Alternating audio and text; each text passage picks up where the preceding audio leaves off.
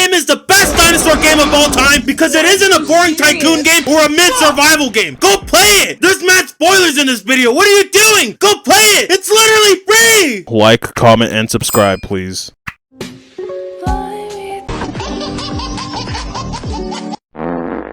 Okay, so once upon a time when I was in the 4th grade, I had a hernia in my frickin' nuts, so my parents took me to get surgery. During the day of said surgery, the surgeon explained to me what was gonna go down, and then asked me about myself, probably to gain my trust so I don't go in scared. I really didn't care though, I just wanted my nuts to stop looking like Grimace. So getting to know me, the surgeon asked, "So Paul, what do you like? What interests you?" I simply answered one thing. I like dinosaurs and like games. Skipping to the surgery, as I was getting put to sleep by the anesthesia, the surgeon told all his little goons, "This is Paul, and he likes dinosaur games." In my head, I was like, no. I said I like dinosaurs and games, you oaf. And to this day, I remember that interaction vividly. More than the visits to the hospital and the talk the doctor gave me about my nuts being A-okay. I really just let him slide saying all of that. I like dinosaurs and games, not dinosaur games, god damn it! This memory pops into my head from time to time, and it makes me wonder, what dinosaur games even are there? There's a few examples like Dino Crisis, Jurassic World Evolution 2, and Turok. The thing is, I don't really like those games that much. Dino Crisis makes me just want to play Resident Evil instead. Jurassic World Evolution is the perfect alternative for melatonin, and Turok isn't my cup of tea, cause I'm not that much of a fan of first-person shooters like Doom. There are some that I enjoyed though, like Lego Jurassic World, Ark Survival, and I don't know, Jurassic Park Builder on the phone. And if you like some of those games I listed, that's perfectly fine. I don't judge. If anything, it's good to know you like playing some dinosaur-themed games. But it made me realize, holy crap, there aren't that many official dinosaur video games, let alone any that are decent. It's silly because aren't dinosaurs like a big thing, especially for kids? Dude, they'll eat that shit up. In 2020, PlayStation held its Future of Gaming show, which showcased their launch releases for the PS5, including Resident Evil 8, Spider-Man Miles Morales, and Goodbye Volcano High.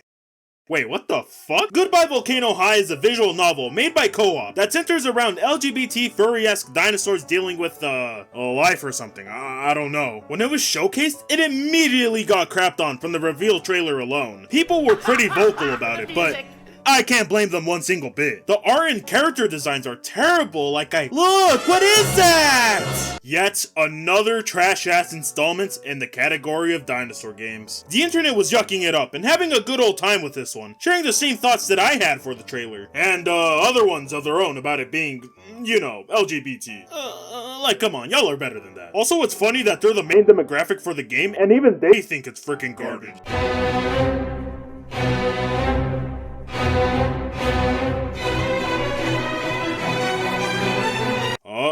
The hate of the trailer eventually got to 4chan. For those of you who don't know what 4chan is, it's essentially the cartel of the internet. In reality, it's an image board, but they've been known to do some crazy stuff, for the better or for the worse. There was one time when they damaged the reputation of the cult that is Scientology, and another time where they even had some sort of cyber warfare with the Mexican cartel themselves. So when 4chan tagged in for the term to flame on the trailer, you already knew it was about to go down. They flamed the trailer relentlessly, at the point where they ironically took a liking to the cast of the game, and then, oddly and unironically, wanted the game to come out all within a span of a few months. Goodbye Volcano High ended up being postponed to 2022, cause the main writer just had to pull a Diddy and get fired. Then it ended up being postponed yet again until 2023, to supposedly give us the best experience. So back in 2020, some 4chan users took it upon themselves to make a parody/fan game of Goodbye Volcano High. And on June 4th, 2021, Kavanon released Snook Game. Just like Volcano High, Snook Game is also a visual novel. It's a high school drama where you get to choose what happens and the decisions you make impact the story, unlike Volcano High. It's pretty funny that the game came out way before it. It's also funny that reviews deem it better than the official release, since it's good as a standalone game. When Goodbye Volcano High finally came out, the people who had once talked crap on the trailer who lay dormant woke up and got to reviewing the game. And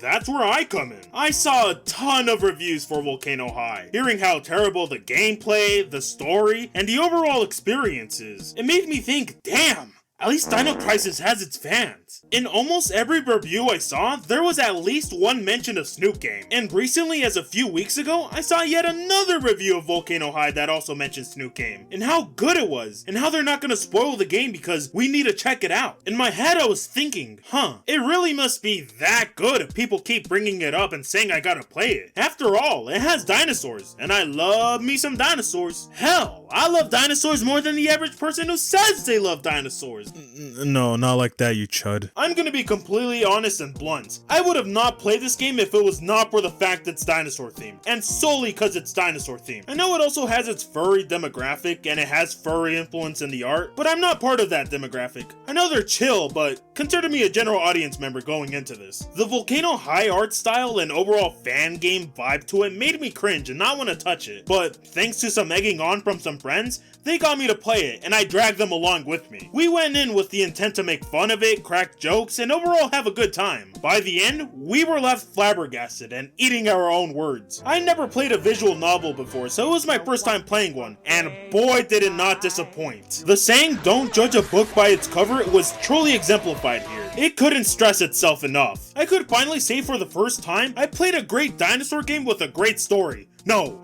the best dinosaur game, at least in my opinion. After 100%ing the game, I knew I needed to make a video on this and spread the word about it on YouTube, especially to all the paleo/tokusatsu media enjoyers. Let's take a look at why I think this is the best dinosaur game. So, ladies and gentlemen, my name is Polytrucks, and welcome to the channel. Without further ado, this is my review on the best dinosaur game of all time, Snoop Game.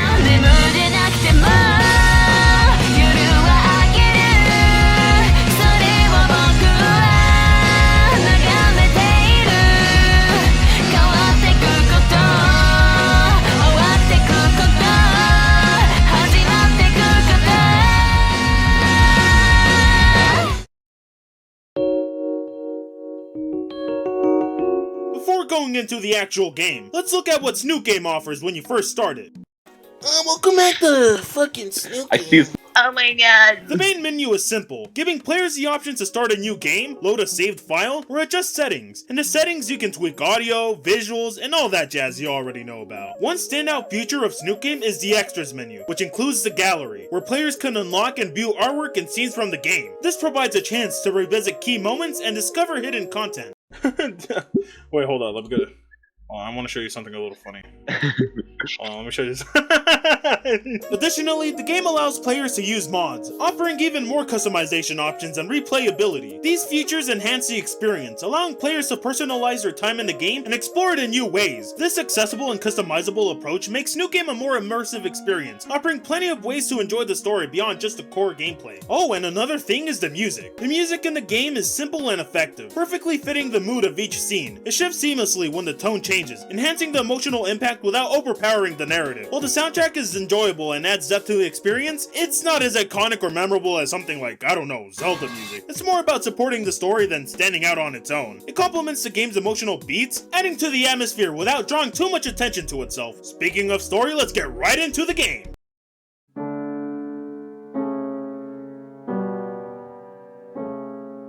One of the things that make this game great is the different paths that lead to different endings. There's 4 endings in total. Ending 4, the good ending, that's canon. Ending 3, the happy ending. Ending 2, the sad ending. And ending 1, the bad ending. We'll start on the path that leads to the canon ending. The year is 201,000,2020 BC. It's January 6th, and we play as the main protagonist of the game, Anon. Middle name Y, last name Moose. Or as me and my friends like calling him, Brian. Named after another friend of ours. Hey, Anon, you alright? My name's Brian! Oh, my bad. Damn, fucking calm down, dude. You got this intense look on your face like I just dead. You just called me fucking Sorry. Anon. Who the fuck's Anon? Anon just moved into a shady new apartment in the fictional city of Volcaldera Bluffs. A city that is home to a variety of dinosaur species, such as raptors, ankylosaurs, stegosaurs, and pteranodons. Throughout the game, it's hinted that the Chicxulub meteor that wiped out the dinosaurs missed the Earth, leaving the dinosaurs to thrive into the modern day. Or maybe not.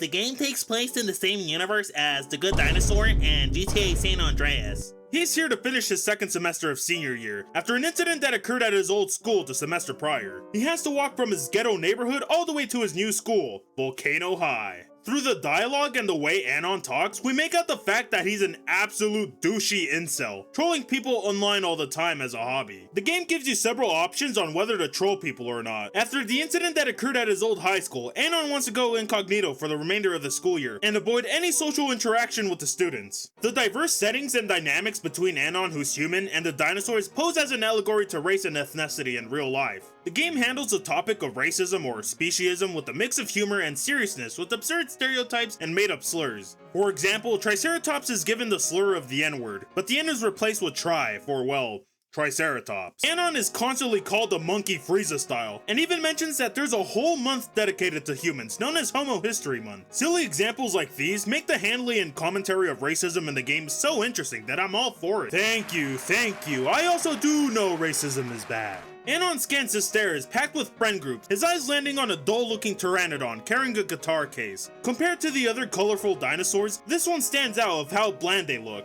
Before Anon can look away, the pteranodon locks eyes with him and shoots a dirty look. Oh boy. Anon decides to head to the side of the building to be alone. His peace doesn't last though. Two students approach him, startling him so much that he breaks the flimsy bench he's sitting on. The dinosaurs help him up and introduce themselves. Nazer, a sporty pteranodon with a banged up wing, and Naomi, his overly cheerful Parasaurolophus girlfriend, who also happens to be the school's student council president. They explain they're his welcoming committee and hand him a useless brochure about the school. Before Anon can fully process this, Nazer leaves to take care of something, leaving Naomi in charge. She asks why he transferred, but he brushes her off. Realizing he has no money for lunch or anything else, Anon asks if the school has anything free. Naomi grabs his hand, setting off Anon's inner incel of course, and drags him to the principal's office to fill out a financial assistance form. But the principal named Mr. Spears is too busy dealing with another student. As luck would have it, for better or for worse, Anon and Naomi end up in the same homeroom, so they head a class together. Their teacher, Mr. Suki, is introduced, who has a fascination for Asian culture and even puts on a fake Asian accent. Jesus. That's just insane. Anon is told to introduce himself. He tries, but he's a bundle of nerves. To his relief and slight disappointment, no one in the class seems to care. It's a win-lose situation, but at least he's off the hook. With Anon having no money for food, Nazer says that his sibling Fang is having pizza at their band's concert in the auditorium, and invites him to come through to grab some slices. Nazer stops himself from saying sister when telling Anon about Fang, which gives us a peek into who Fang is. Excited for a show and free food, Anon accepts the invite. After school, Anon meets Nazer in front of the auditorium for the concert. Nazer shows him a text from his sibling about the show starting soon, but instead, it's a message from Fang saying they want nothing to do with him and that he should leave. Ouch. We finally see who Principal Spears is as he holds the door for everyone to enter and interacts with Anon. I literally love that he's just Spear from Primal in a suit. This is a trend we'll see play out throughout the game. As Anon serves himself some Zaw, he overhears people talking mad crap about the band. Confused, he asks Nazer why they're even here. Nazer explains he rounded up a crowd out of pity, bribing them with free pizza to support Fang's band. That of course includes Anon. Nazer leaves and the band takes the stage. The band has 3 members, 1 drummer and for some reason 2 bassists. Anon initially mistakes the Velociraptor on drums for Fang, but quickly realizes Fang is the lead bassist and the Pteranodon he locked eyes with earlier that day. We get another moment of Anon just being an absolute prick by mocking Fang and questioning the idea of gender and sex. The band starts playing and the music is horrible, to no one's surprise there. Anon and the rest of the crowd laugh at the band, which causes Fang to crash out and try to retort to the crowd, but it ends up backfiring on them and rushes off stage. On his way out, Anon is confronted by Spears and gets lectured and told to come by his office the next morning. He tells Anon probably one of the most, if not the most important line in the game. You are not the only person in the world.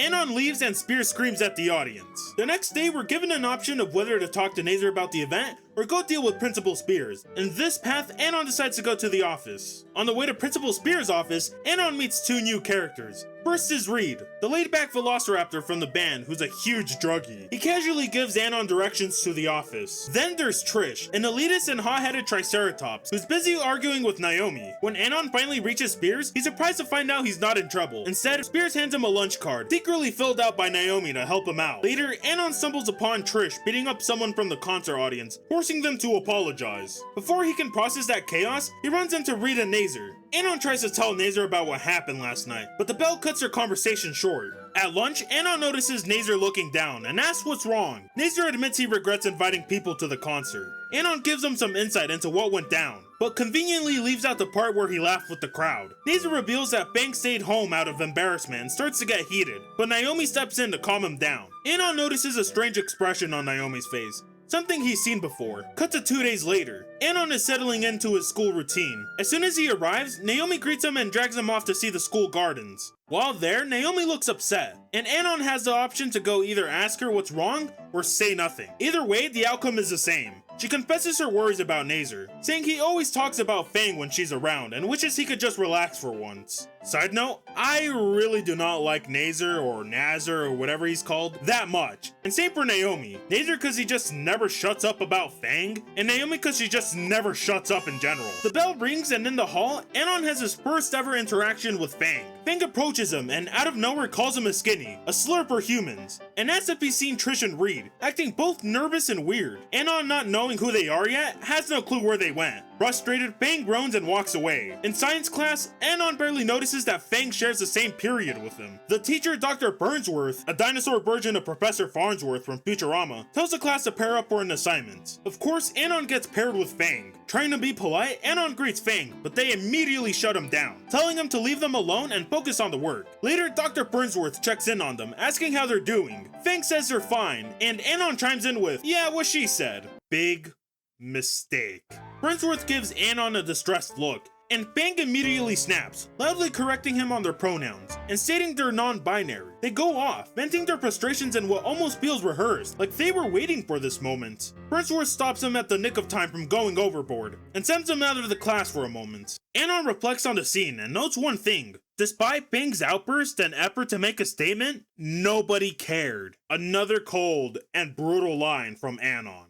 Fang returns to class and surprisingly apologizes to Anon for their outburst. Anon, feeling awkward, apologizes in return for getting their pronouns wrong. Fang responds calmly, explaining that non-binary people don't owe anyone androgyny. After that, the two start talking more openly until the class finally ends. We cut to later in math class where we probably have one of the best characters in this game. Frickin' Carl from Aqua Teen Hunger Force is the teacher. Carl gives the class the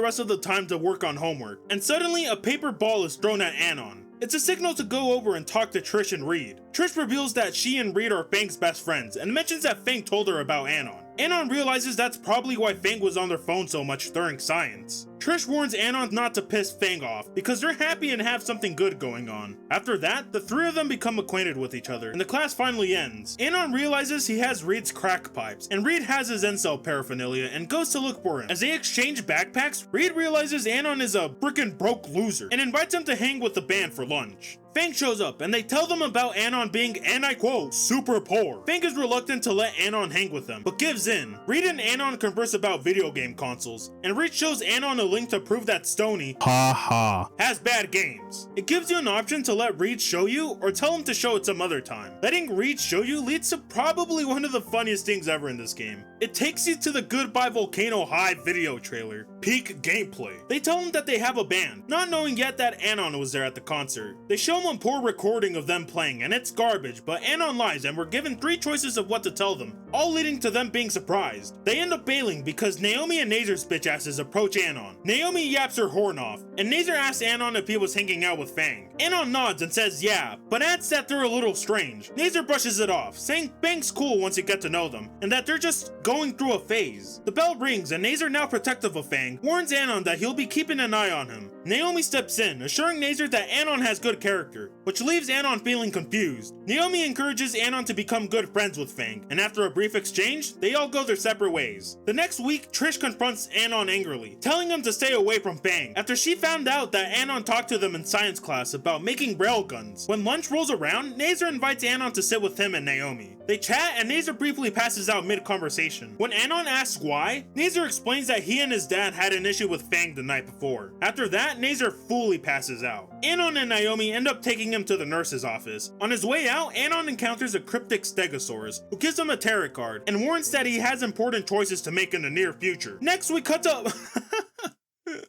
music class, where we learn that the class has free time to go play around with instruments. After Anon shitposts for a bit, he notices Fang is about to start playing the guitar and covers his ears, but instead of turbo music, he's met with a relaxed, mellow tune. Anon, surprised, compliments Fang on their guitar skills and asks why they don't play guitar in the band. Fang reveals that they were outvoted by Reed and Trish, who insisted they play bass instead for reasons that make them think it's a better fit. Anon and Fang talk about the whole voting situation, and Fang almost questions their decision, but ultimately stands by it, insisting bass sounds good. Anon almost slips and mentions he was at the concert again, but catches himself. Fang then invites Anon to their band practice after school to prove him wrong. Anon, a little too blunt, tells Fang the band's setup with 2 basses is terrible. They banter back and forth until the scene cuts to after school at practice.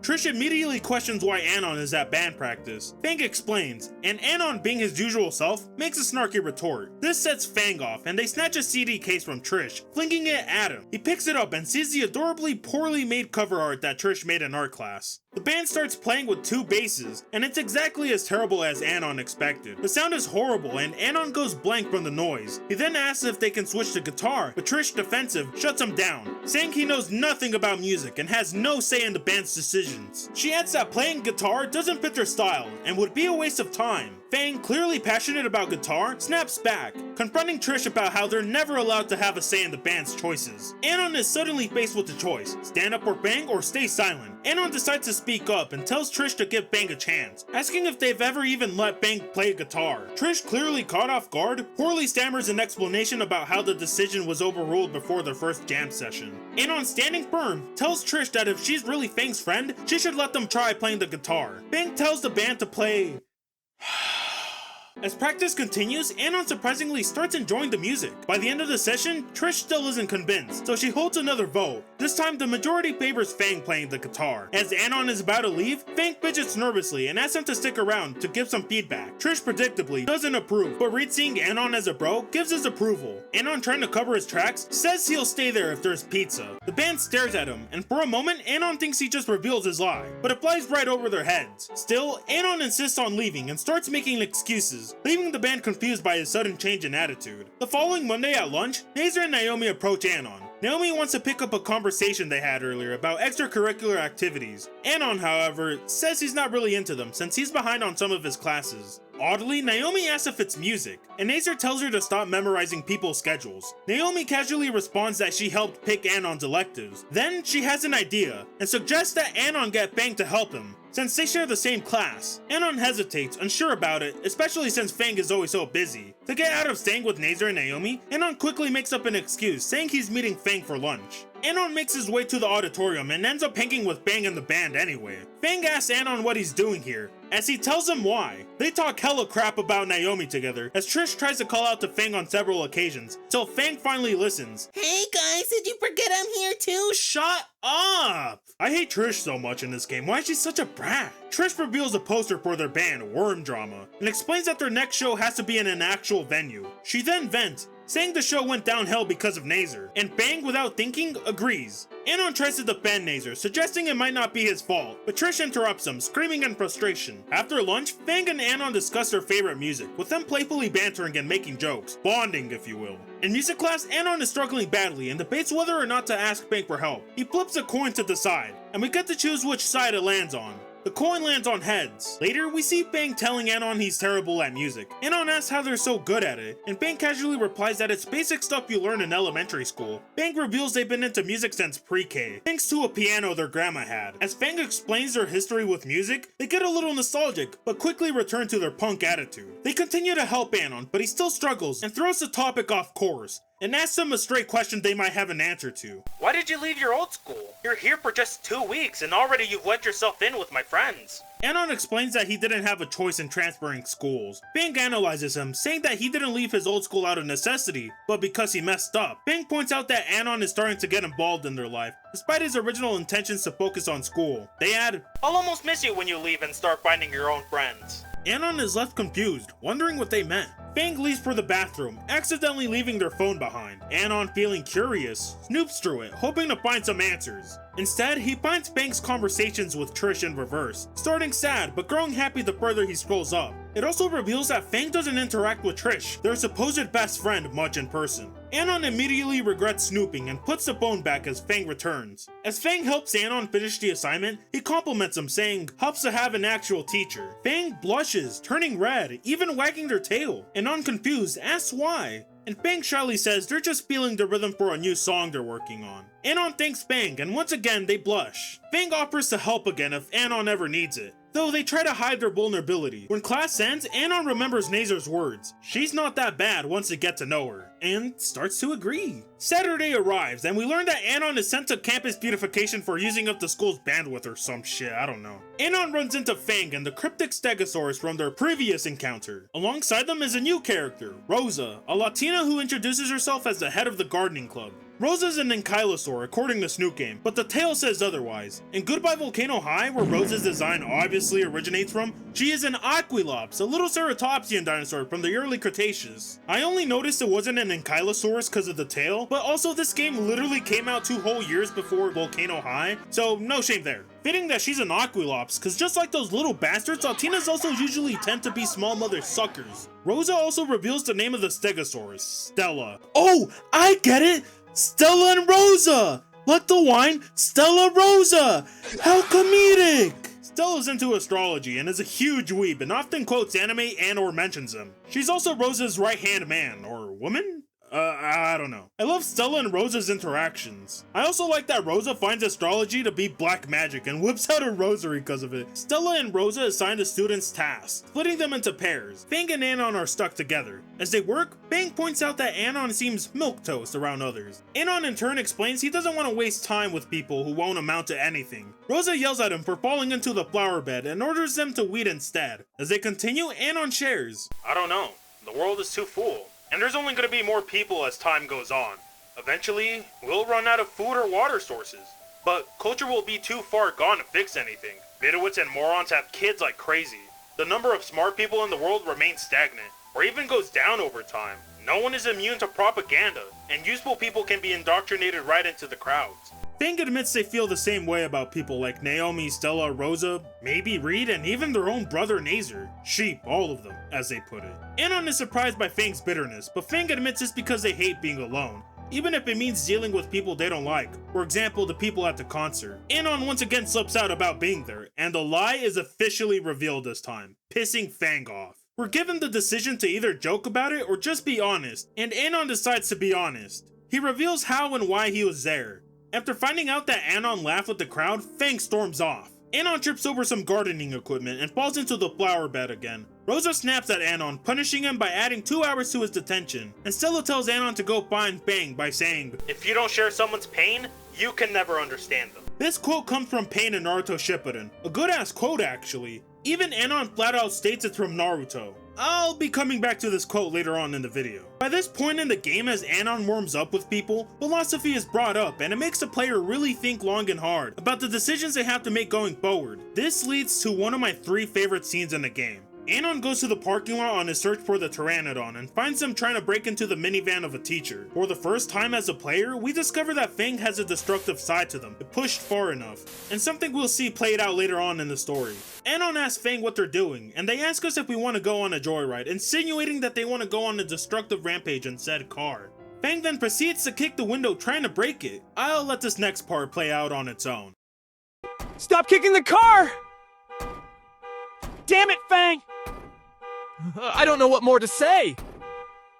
Except, I'm sorry. I messed up, and that was a dick move.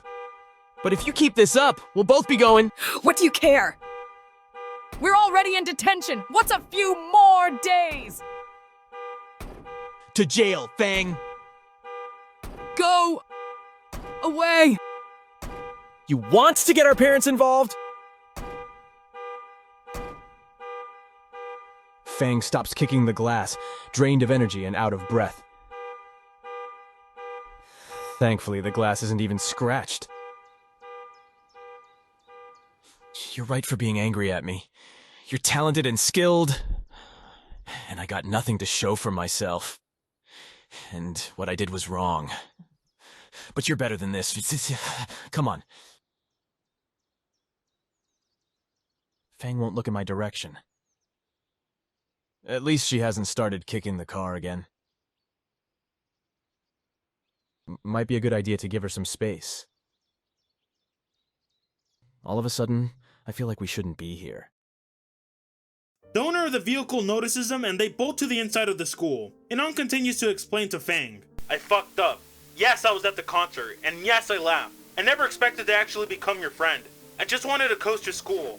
I was happy being a loner. Fang silently goes up the stairs to be left alone. Stella and Rosa take Anon back to continue his duties. Fang eventually comes back to work on the garden, albeit quietly. Beautification ends for everyone except Anon, and Rosa makes everyone lunch, with the lunch being mole. Oh God! Why didn't anybody tell me? For those who don't know what mole is, it's a Mexican dish. Imagine a nice little plate of chicken and some good rice. But then someone proceeded to take a giant fat liquidy shit on it. That's what mole is basically. I don't like it, and I might be one of the few people who's Mexican that don't like it. It's just not for me. After 2 hours, Anon looks at the garden with pride, impressed by the work he's done. Fang standing behind him tells him that hard work can really pay off. Just as Anon starts to walk away, Fang calls out to him. Anon, still feeling the weight of their previous conflict, tells Fang he's already apologized and doesn't know what else is expected of him. Fang admits they're not upset about the concert, but about Anon keeping the truth from them. They thought that Anon would trust them enough to be honest by now, which we see through his narrations that he thinks that he's still not that much of a friend to anyone. Fang and Anon reconcile and part ways off on a good note.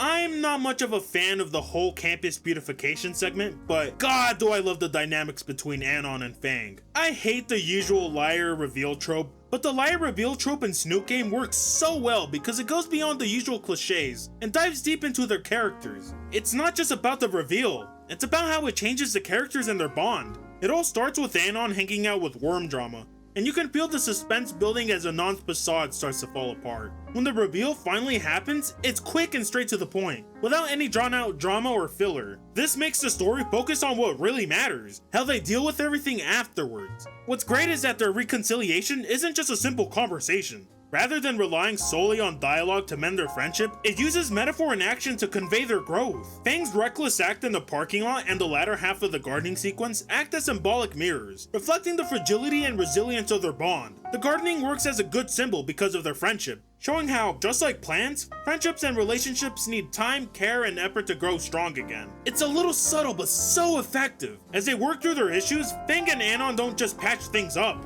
they also learn more about themselves. They talk about how they see life, how they feel about each other, and what really matters to them. By the end, their bond is stronger, and you feel like you've watched them both grow into better versions of themselves. This whole segment is super satisfying because it feels earned. It's not about avoiding mistakes, but learning and growing from them.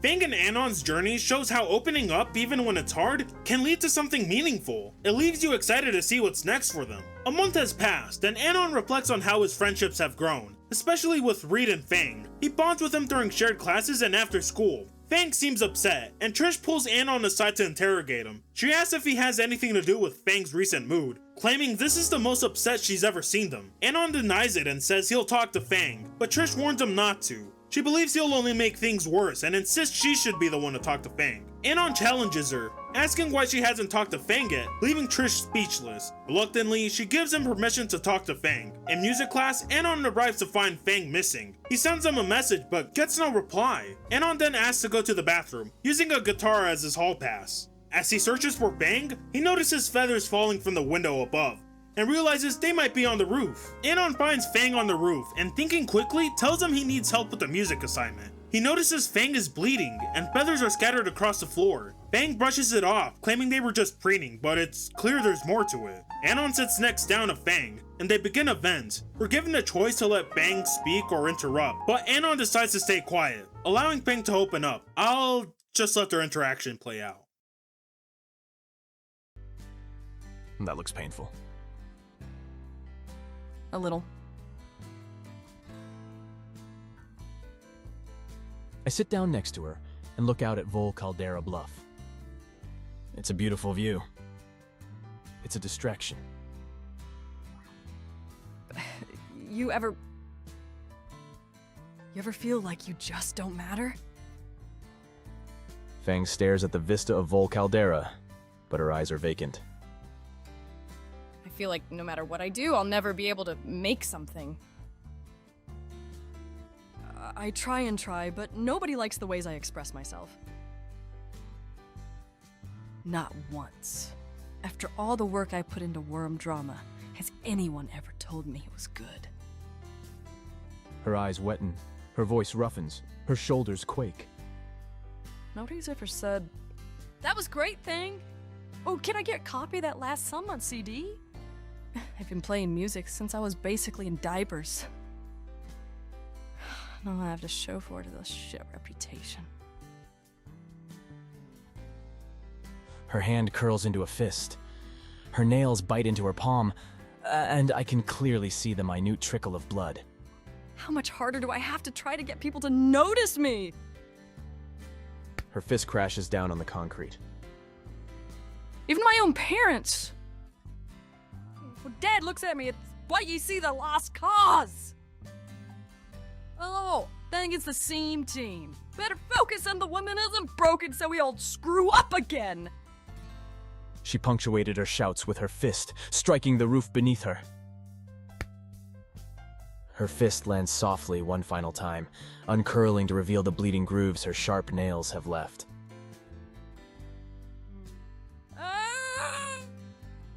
Watching her break apart like this, it's causing the dull pain in my chest to intensify.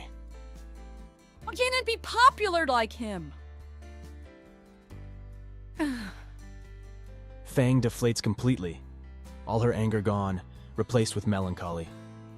Master doesn't even have to try at all. Even crippled, just breezes through life. Why does he get strays? Why does he get my parents' admiration? I had to be a burden on everyone. She grabs her knees and buries her face in her lap.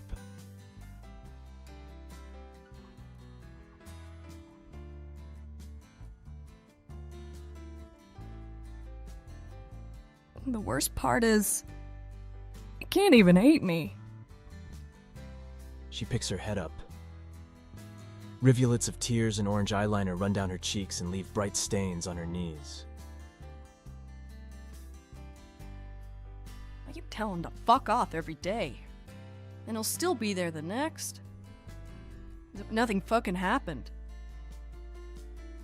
He's a constant reminder of everything I can't be. He's a goddamn Boy Scout. Little Mr. Perfect. And I'll always be in his fucking shadow. We can't just change. Just magically get better at everything. Even if someone like Nasser tries to help it. It's clear he wants to.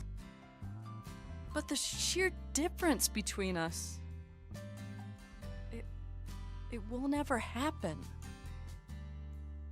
But my brother tries. He's always trying. He just fucks up. Every fucking time. Ugh. She wipes a tear with one of her hands, but leaves a bloody smudge instead. Asher knows who he is. I don't even know what I am. Do I step in now? Who am I, damn it? I can only define myself by the things I'm not. I'm not a good band player. I'm not a good sibling. I'm not a good friend. I'm not a good person. My mind is a fucking mess. In my head, it's all my thoughts. They're all fucking foggy. Half the time, I'm hating myself. Am I who I say I am? Maybe. Oh, really? The other half, I'm daydreaming of being something special. That I'm different from everyone. Above them. I know more than them. They're both lies. I'm fucking lying to myself, but it's like I'm just here to be a drain on myself and on others. I'm stuck with myself. I can't just drop everything and try other things now. It's It's too late for that. There's too many ways to fuck up. Music is the only thing I've ever been decent at. And even then... She looks at me desperately, at a loss for words.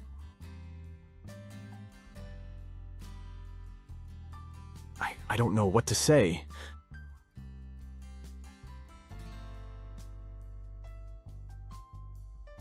Well, why would you say anything? Here, I am begging for help, and you haven't said a word. You're always so sure of yourself. Yet here you are listening to me in a crisis, and you can't say anything. Fang grips my jacket with both hands, digging in. What is it you have that I don't? What is it you want from me? What is it I want from you? When you got here a few weeks ago, you were just some nobody kid without friends who lives on financial assistance. She's shaking my arm around. And now everyone I know is friends with you. You have no talents. No specific knowledge anywhere. No real personality. What is it with you that you can lack an identity but know exactly who you are? Honestly, I don't know. What? I don't know how to say it. All I know is I'm me. You're... you? I struggle to find the right words. Fang stares pleadingly. Eventually, she buries her eyes in my jacket arm. It's like, I don't know. You're trying to be something you're not. It needs to happen naturally. Fang looks up from my arm. Naturally. If you're forcing this, whatever, then it's like some misplaced idea or like a refusal to leave the comfort zone. What I'm trying to say is, I ended up trying to be someone else too. To the point that I rejected who I really was. And started to really fuck myself up. I'm not about making others notice me or being great at something. I just do it. Makes me... me. I'm the only one here, and I think it's safe to assume there's several of you. Like you don't know, you said it yourself. Her fingers tighten around my arm. I'm not certain she's breathing right now. And there's tons of different people going through what you are right now. Trying to force their own egos, to reject who they really are. Not to undermine your feelings or anything. And at the end of it all, I've accepted that I am and will always be me. You see? I have to figure it out myself.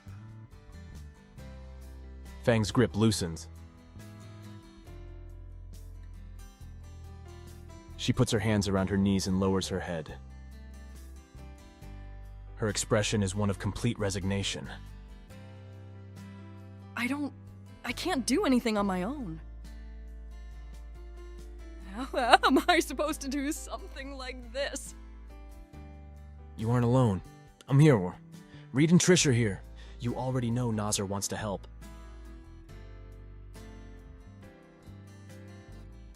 It doesn't need to be all at once. Fang looks back to me and gives a sad smile. All right. She tries to dry her tears again, only to smudge her face with more blood and makeup. I remove my jacket and offer the sleeve to her. She sniffles, then grabs it to wipe her eyes. It's laundry day anyways. After returning my... Anon asks Fang why they went up to the roof in the first place, and Fang says it's something she does yearly when they feel bad, saying it all originates from injuring Nazer when they were kids, leaving his wing the way it looks. They hug, and Fang asks Anon why doesn't Nazer hate them, and Anon says, "Because you're a sister. You're the one who's hurting, Fang, not Nazer." After hugging, Fang apologizes to Anon for the outburst, saying that whenever they form an opinion about him, he always proves them wrong, noting they're both breaking each other's shells. Feeling better, Fang asks Anon if they can see the guitar. They tune it, and after a bit, Fang finally gets the tune they've been thinking about. Fang then sings the lyrics, "With the meteor coming down, everyone's going to die. So I'll say to myself, goodbye Volcano High." Aside from being just a joke and a jab to Volcano High, I don't think there's real meaning to the lyrics, but if I can make a guess or a game theory, it maybe symbolizes Fang letting go of their old insecure self. I don't know, I'm looking way too deep into this. Anon helps Fang up, and in doing so, accidentally launches them into kissing him. So that's how dinos kiss. Not really. Ha ha. Oh.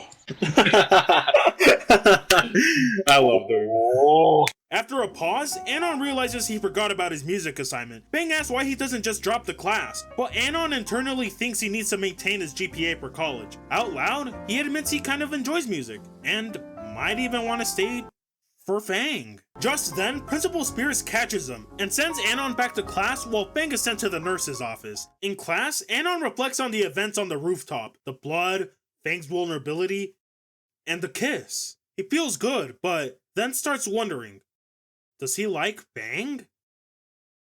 This rooftop scene is, without a doubt, my favorite moment in the entire game, whether you choose to interrupt Fang's speech or not. It stands as a pivotal turning point for both Fang, Anon, and their relationship. For the first time, Fang sheds their tough punk persona, revealing the scared, insecure, and vulnerable person they've been hiding all along. It's a raw, tender moment where Fang is finally able to voice her fears, acknowledging that they don't have to face everything alone. For Anon, the scene becomes a chance to show how much he truly cares. He offers Fang something rare: patience, understanding, and a genuine willingness to be there for them in their most fragile state. The shared honesty in this exchange deepens their connection, transforming their relationship from something shallow into something real and meaningful. The dialogue feels so natural, the pacing perfectly steady, and the rooftop setting itself creates a sense of emotional weight. The beauty of the moment lies in its authenticity, its quiet emotional punch. And then, to add the cherry on top, Anon starts questioning if he has feelings for Fang, adding a layer of complexity and depth that feels entirely earned.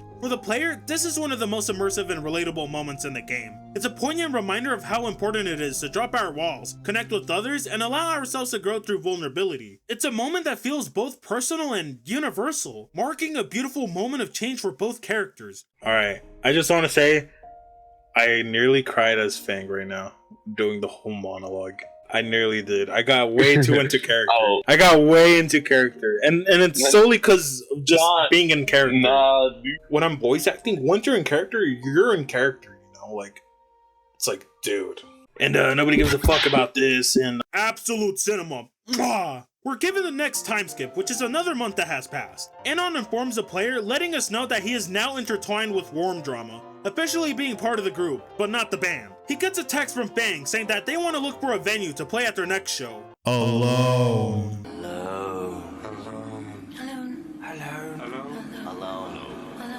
Fang invites Anon over to their house, and Anon starts to panic, spiraling into a whirlwind of questions.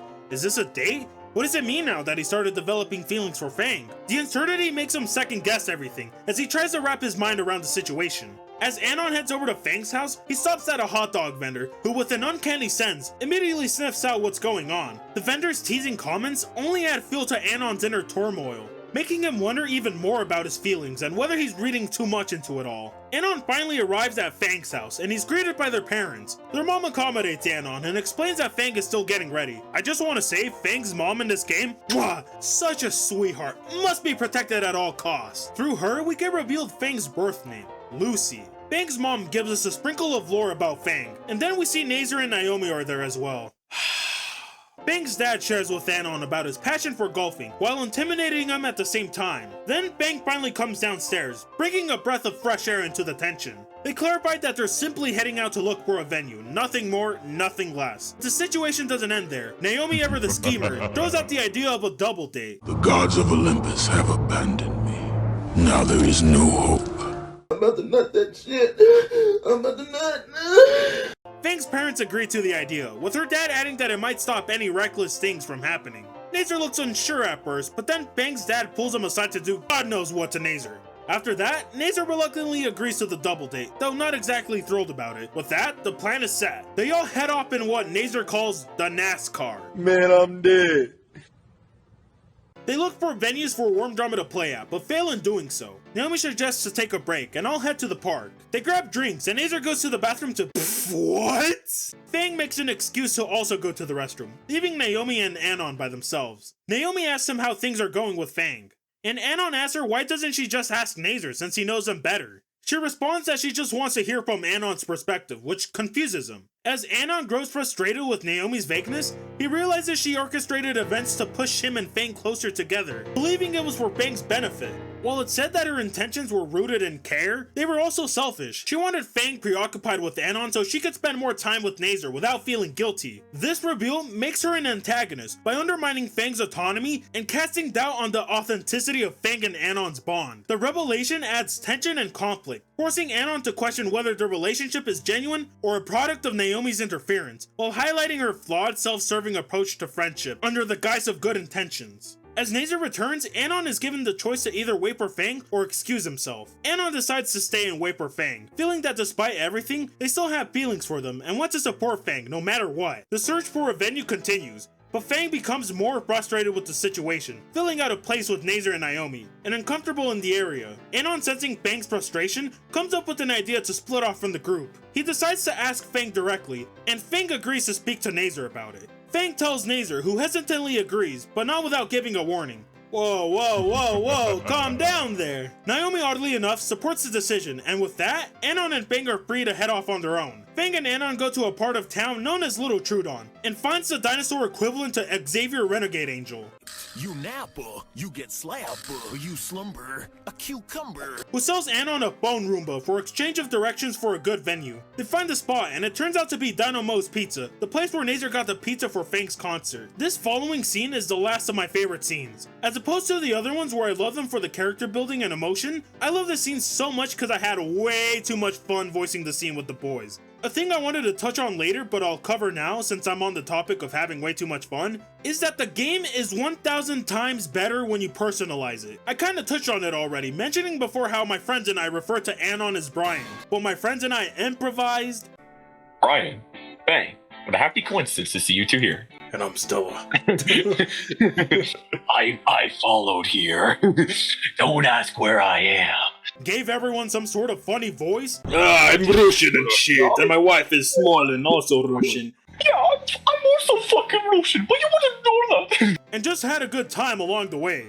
As the duo enters the restaurant, we meet by far one of the best characters, and honestly my favorite character in this game. Tyrannosaurus Rex, tyrant lizard. They reigned for 25 million years. Someone ordered a fucking face. Look at this. Look at him stand so proud and tall as he says it. Mo. Uncle Mo, who's a family friend of Fang's, warmly welcomes them, instantly setting a table and teasing them a bit, sensing that they might be on a date. He gives them free pizza on the house, much to their delight. Fang and Anon continue bonding, their conversation deepening as they share more about themselves. Fang opens up a little more about their life. Why don't you tell me, pirate princess?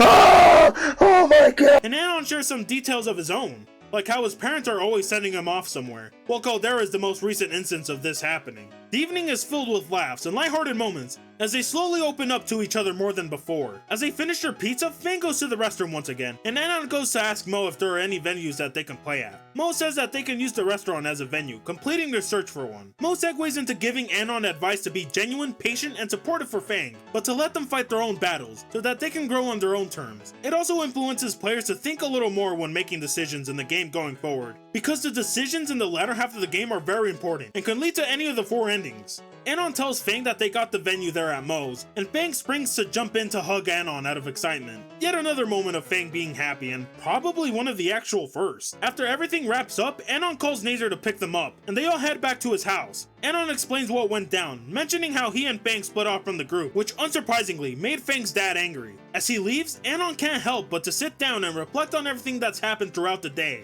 After Nazer gets literally thrown out of his house for letting Fang split off, he shares with Anon how difficult it is living with Fang. He feels like he can never have his own problems, because everything always revolves around Fang. As they continue talking, Anon suddenly admits to someone for the first time that he has feelings for Fang and explains why. Nazer listens and the conversation shifts to their own love lives, discussing feelings and what it's like to care for someone. By the time Nazer drops Anon off, the night feels a little easier. The day of the concert arrives at Moe's, and Worm Drama are setting up for the concert. Anon runs into Stella, and they have their first mutual conversation ever. We learn more about Stella being a weeb, and the conversation ends on a strange note. Stella does a tarot card reading on Anon, claiming he needs to be aware of future negligence. As Stella quickly leaves the room, Anon trips over some cables. Trish, watching from a side, tells Anon to leave the cables where they are, saying it's for the best. Anon decides to leave the cables alone, reassuring himself that Trish knows what she's doing and there's no need to worry about it. The time of the concert arrives and plenty of people show up. The people are into the music, even forming a mosh pit where Stella is thrown in and basically gets fucking murdered. After the show, everyone starts cleaning up and celebrates, with Anon having another cute moment with Fang.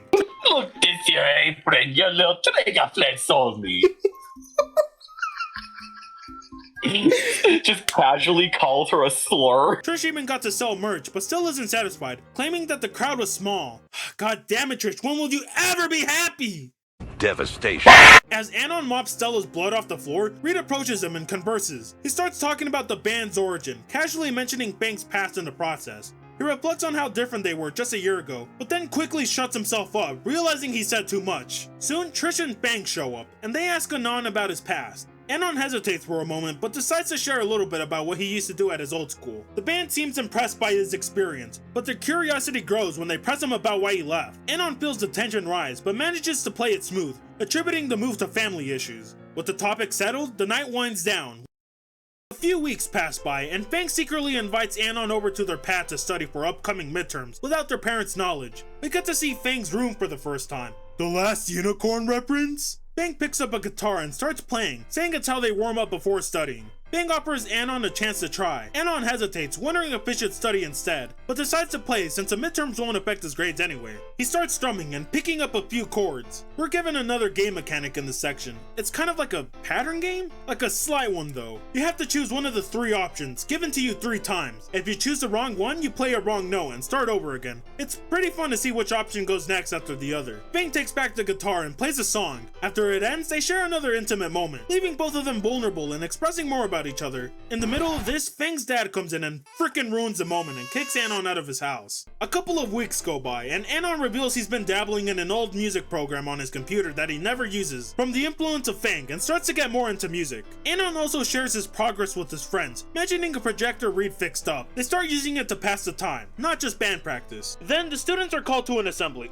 unsure of what it's about. Spears announces it's about the graduation process, while Naomi uses Reed's projector for her presentation. But as she presents, images of Anon with anime girls flash on the screen, revealing his hidden secret. The reason he left his old school was because he was bullied for these exact pictures, and the cycle repeats. Everyone laughs, except Anon's friends, who try to defend him. Nazer asks Reed about the projector, and he admits Trish gave him the USB with the slides. Trish tries to sneak away, but Spears stops her. Reed, Fang, and Anon leave, and Reed talks to Anon about why Trish might have done this, hinting at their recent feud. Anon's torn, but is still upset with Trish. Spears then brings Anon and Trish together in his office. Trish argues that Anon is ruining things between her and Fang. Anon has to decide whether to walk away or talk it out, and he chooses to confront her. He apologizes for the rocky start, but tells Trish about how much damage she's caused to him and Fang, even though she's trying to help them. Bruh.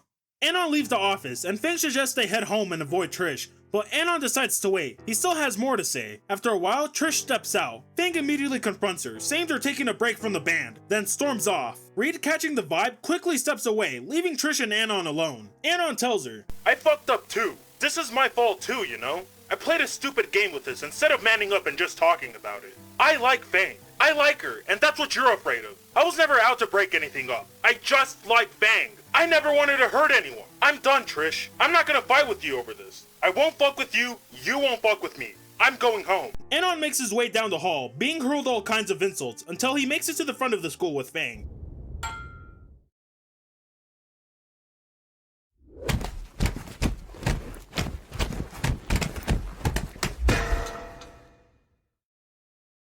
With Anon badly hurt, Fang calls a taxi to take them to Anon's apartment.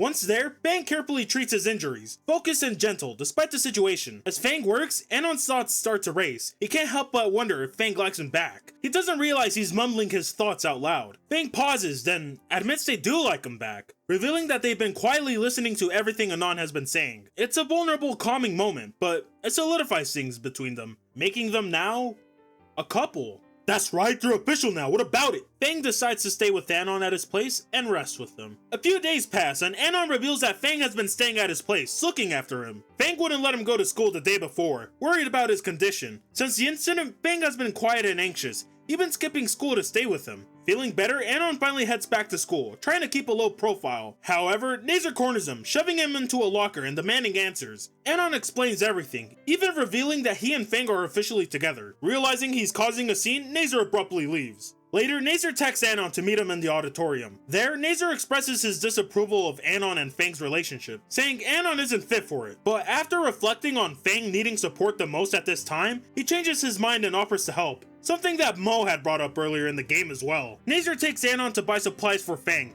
and gives tips on their habits. They return to Anon's apartment, where Fang questions why Nazer is there. Anon explains, but Fang grows anxious, asking if Nazer will tell their dad. Hurt? Nazer reassures Fang he's not angry, and they talk through the lingering tension over the incident with Nazer's wing. The siblings finally make up, and Fang asks Nazer to cover for them by saying they're at Naomi's for a group project. The next day, Fang returns to school with Anon, staying close and protective. During class, Anon gets a text from Fang saying Trish tried to approach them but was ignored. At lunch, Trish tries again, but Anon and Fang avoid her, heading to the roof. Trish follows, but Fang firmly tells her to leave them alone, making it clear they're still upset over what she did to Anon. Later in science class, Anon accidentally refers to Fang as her again. This time, Fang isn't upset. Instead, they share that they've realized they aren't non-binary after all, and Anon can now call her his girlfriend. As class ends, an announcement about prom plays over the intercom. Fang and Anon discuss it briefly before heading to their next class. On the way, Spears approaches Fang, explaining there's a scheduling issue at prom, and asking if she'd like to perform to fill the gap. Fang gladly accepts the offer. For the next few weeks, Anon and Fang grow closer, as they alternate visiting each other's homes to practice for Fang's big performance at prom. Deciding that they need a break from practice, Anon decides to take Fang to an aquarium, and we get more romance from the two during the segment. 1 month later, prom finally arrives. Anon heads to Fang's house, where he finds Naomi already waiting to be let in. He notices she's dressed to match the prom's theme, clearly strategizing for her bid to become prom queen alongside Nazer. Once inside, they all gather in the living room as Fang's mom insists on taking group pictures.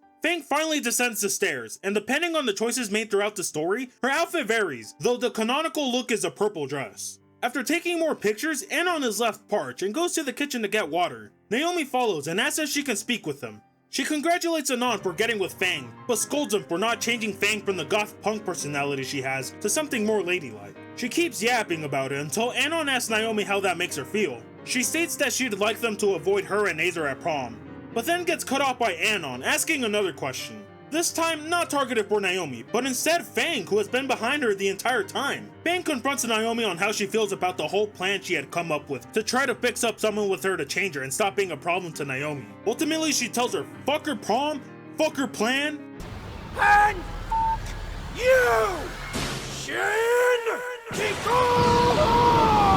Oh, that's adorable.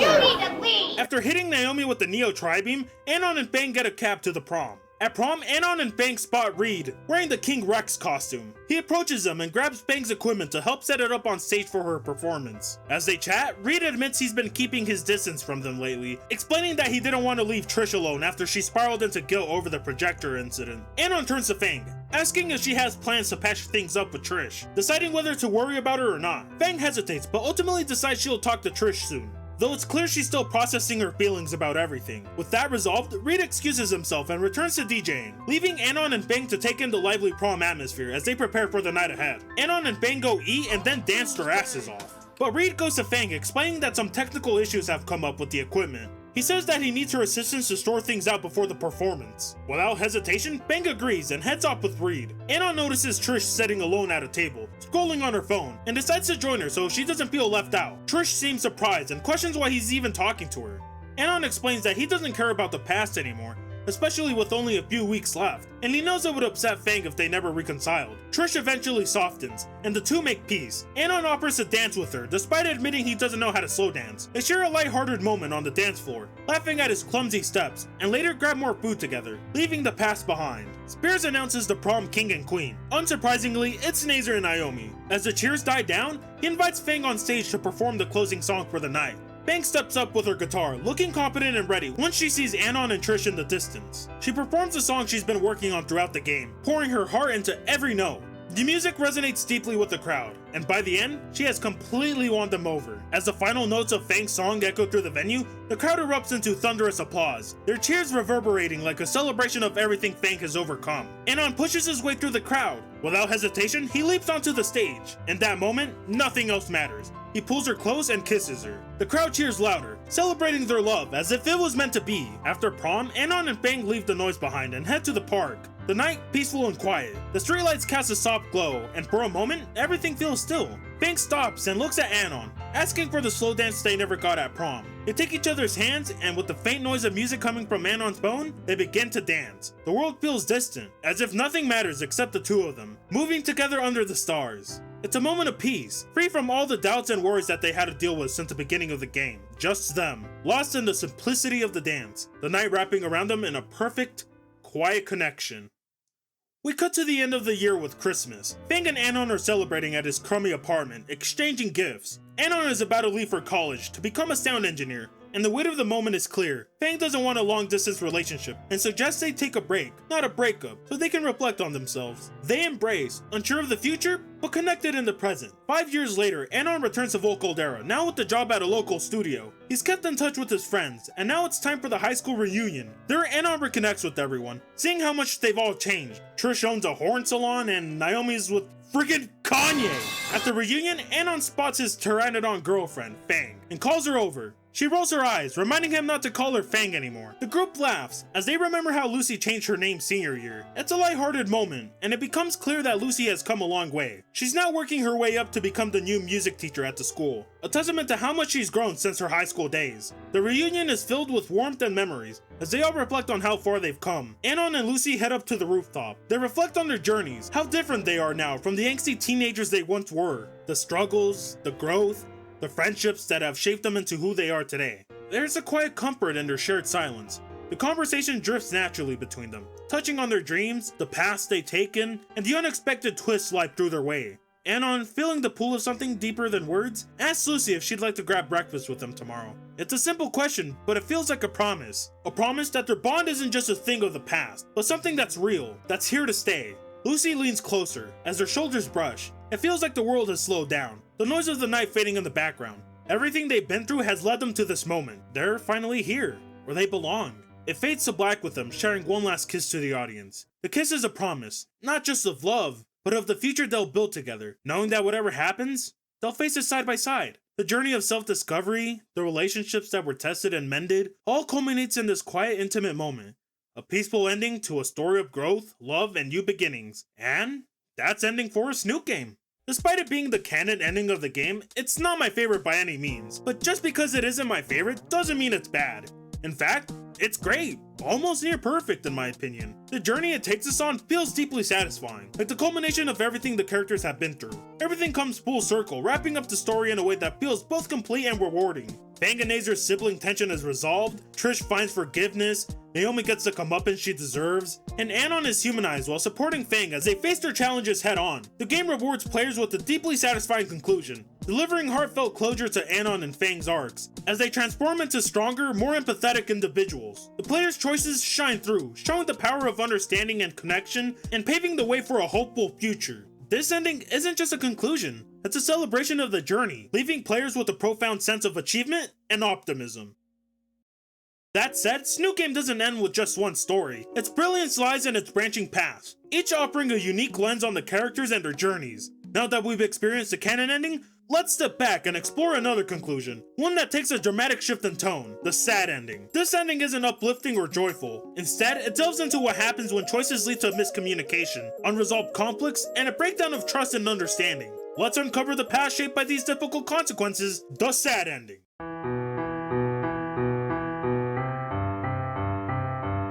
Everything that I explained in Chapter 1 happens here as well. This time though, Anon decides to talk to Nazar first and apologize before going to see Principal Spears. Inside, we see that Trish is scolding Nazar for inviting bad people to the concert and tries to attack him, but to no avail. Anon asks Nazar what that was all about and then tries to apologize, but gets called into Principal Spears' office. There, Naomi lectures Reed about having contraband, but Reed gets her to get off his back. Naomi calls Anon into the office and tells him that she has all his paperwork for financial assistance finished. Spears lectures Anon about punctuation.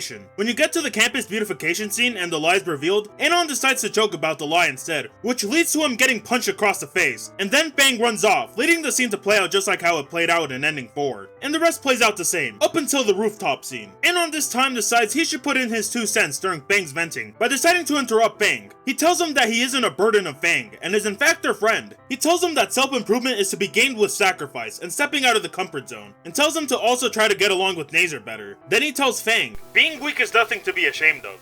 Staying weak is. The rest of the game plays out the same, up until the double date where Naomi reveals her true intentions. Instead of deciding to wait for Fang, Anon decides to excuse himself to the restroom. He explains he's not there to use the restroom, but to see Fang, who's behind the building smoking, as he senses they're there. They share a cigarette, and Fang asks Anon how he found them. Anon replies that he just instantly knew they'd be there. Anon proposes the idea of ditching Nazar and Naomi, and they head off to Little Trudon, where everything plays out the same as well. Xavier Renegade Angel gives them directions, eating at Moe's, and clutching the venue. The concert, Anon playing the guitar at Fang's house, and the projector incident. When Reed tries to reason with Anon about Trish, Anon decides that he refuses to accept that he had any part in Trish's stunt, other than being a victim. When Anon gets called into the office by Spears and is offered the chance to speak with Trish, he decides that he has nothing to say to Trish. Fang tells Reed that they're taking a break from the band instead of telling Trish, who they don't wait for this time and head off. The same events play out. Anon gets hit with the can and stumbles down the stairs. Fang goes with Anon to his place to treat his injuries. They fall in love, and Anon goes to school without Fang. This time, Nazar doesn't ask Anon to go meet with him in the auditorium, but instead, Fang had already told him about their whereabouts and gave more context to the situation. The rest plays up the same until Anon mistakes Fang's pronouns, and this time points out the fact that since they're NB, that makes Anon pansexual, unlike Ending 4 where Fang reveals that they're not NB. The prom announcement happens and Anon asks Fang if they want to go, but Fang proposes the idea to go out drinking as they don't want to go to the prom, and Anon agrees. A couple of weeks pass by and Fang invites Anon to go to a concert that they want tickets for in a raffle. Later that night, Nazar takes them to the concert where they have fun until Anon joins a mosh pit and gets freaking knocked out. 1 month later and the prom arrives, this time where the same plays out as before. Instead, Anon is just waiting on Fang so they can go hang out. As Anon waits, he gets a text from Fang saying to meet them at the bus stop, forgetting that Fang's dad will no chance in hell let them go out on their own by themselves. Anon makes an excuse to the family and leaves to meet up with Fang. They take a cab to the beach so they can hang out. Fang begins to tell Anon that Trish had come up with the idea of Warm Drama to play at prom since the band was conceived. They tell Anon that they thought they'd make up and move past the incident, but Anon insists that's never gonna happen. Fang says they wish things could go back to the way they were before the projector incident, and Anon, now wasted, agrees. He begins to drunkenly ramble about how everything is bullshit, and everything was going great for him until Trish screwed him over. He begins to ramble about Naomi and her plans to fix people. Fang agrees and mentions how she's gotten to pull Nazar's strings. Anon mentions how he's always worrying about Fang and how much it upsets Naomi. He then questions what the deal is with her trying to fix Fang, but it turns out he mumbled that last part out loud to Fang. He then explains to Fang about Naomi's plan of getting Anon and them together and making them normal. Anon then states he probably couldn't make Fang normal if he tried.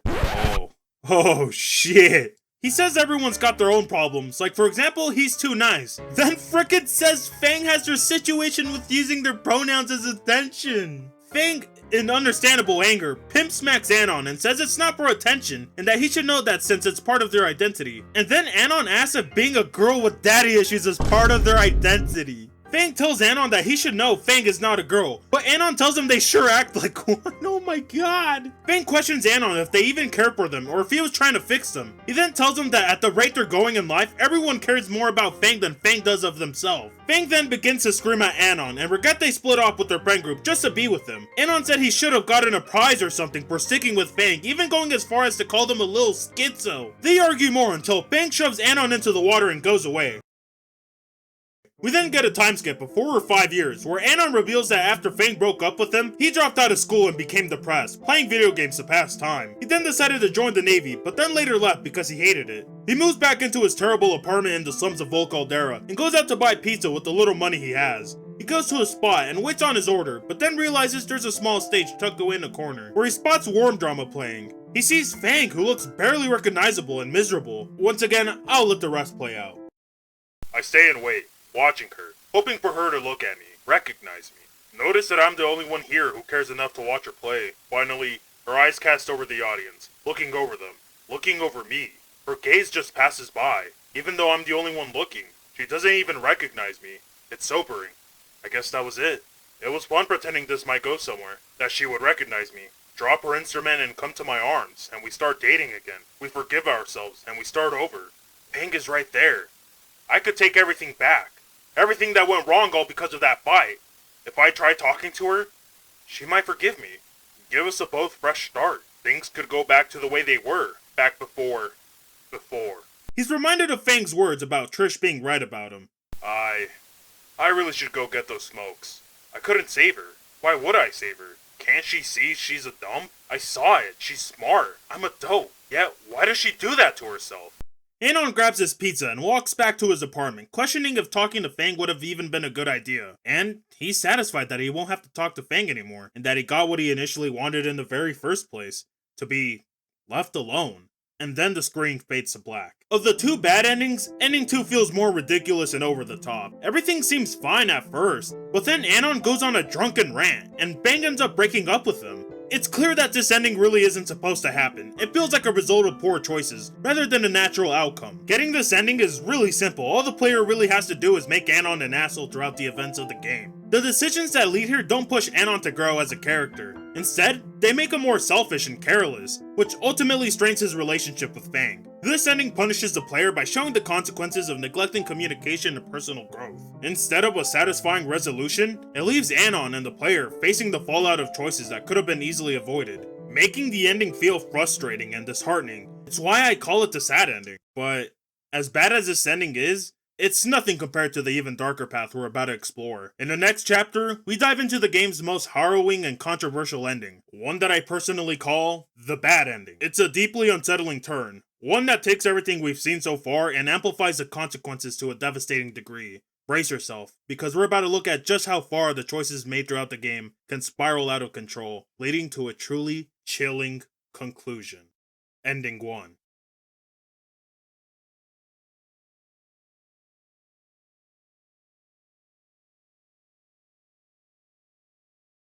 The decisions made in Ending 2 sort of play out the same here as well. You go see Nazer instead of Spears. You speak up for Fang when deciding to play the bass or guitar. Anon gets Tails and thinks that Fang shouldn't help him when doing his music assignment. This time though, when the beautification scene happens, Anon decides to be honest, just like how he was in Ending 4. You interrupt Fang in the rooftop scene. You and Fang ditch Nazer and Naomi during the double date. And then when the time of the concert arrives, Anon decides to fix the cables on the floor and connect them somewhere else. During the final song of the concert, the power goes out because of Anon's decision he made. Everyone still cheers, but Trish scolds Anon that he ruined the show, and Breed lectures Anon about needing to learn to trust other people. After that interaction, the rest plays out the same until we get to Fang's house. Instead of deciding to play the guitar with Fang, Anon decides to stick to studying with Fang. Fang ends up falling asleep from the studying, and Fang's mom comes back home early. She greets Anon and invites him for dinner, and even shows him a picture of Nazer and Fang when they were babies. But Fang, out of embarrassment, shows Anon on his way out. As Anon steps outside, he encounters the hot dog lady, and they interact. Anon tells her everything that happened at Fang's house, and she points out that he made a mistake as Fang clearly was coming on to him, which Anon barely realizes. The projector incident and Anon and Fang's relationship being official plays out exactly the same, and the time of the prom announcement comes. Before Anon asks Fang about prom, they tell Anon that they and Worm Drama are gonna play at the prom. Anon asks him why, since they broke up with Worm Drama.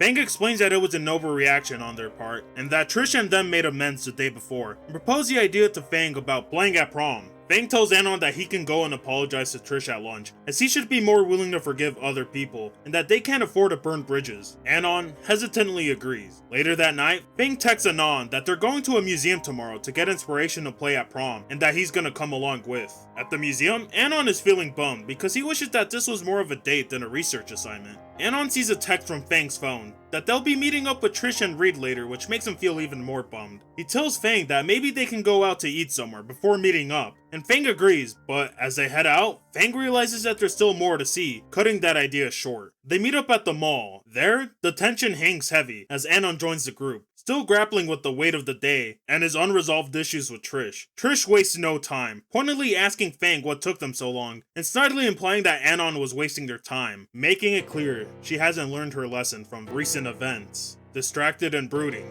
Anon scrolls through his phone, barely paying attention as Trish proposes an idea. Without thinking, he nods along, not realizing the implications. Fang, oblivious to the undercurrent of the tension, heads off to grab a milkshake, leaving Trish, Reed, and Anon alone. Trish seizes the moment, jabbing and mocking Anon in a way that feels all too familiar, like she's trying to re-establish control and restore the dynamic she once had with Worm Drama. Anon fights the urge to snap back, but before he can respond, Fang returns, breaking the moment. Anon abruptly excuses himself and heads home, and carrying the weight of the unresolved conflict with him. The day of the prom finally arrives, and the scene at Fang's house starts familiarly. Except this time, Fang reveals a gender-neutral outfit instead of the dress their mom suggested. Fang's mom, while supportive, can't hide her slight disappointment, and Naomi openly voices hers, leading to a heated exchange. Anon, sensing the tension rising, suggests that they should leave, but Naomi pulls him aside first. She sternly scolds him, blaming him for making Fang worse, and not trying to change them into someone more acceptable. Her words sting,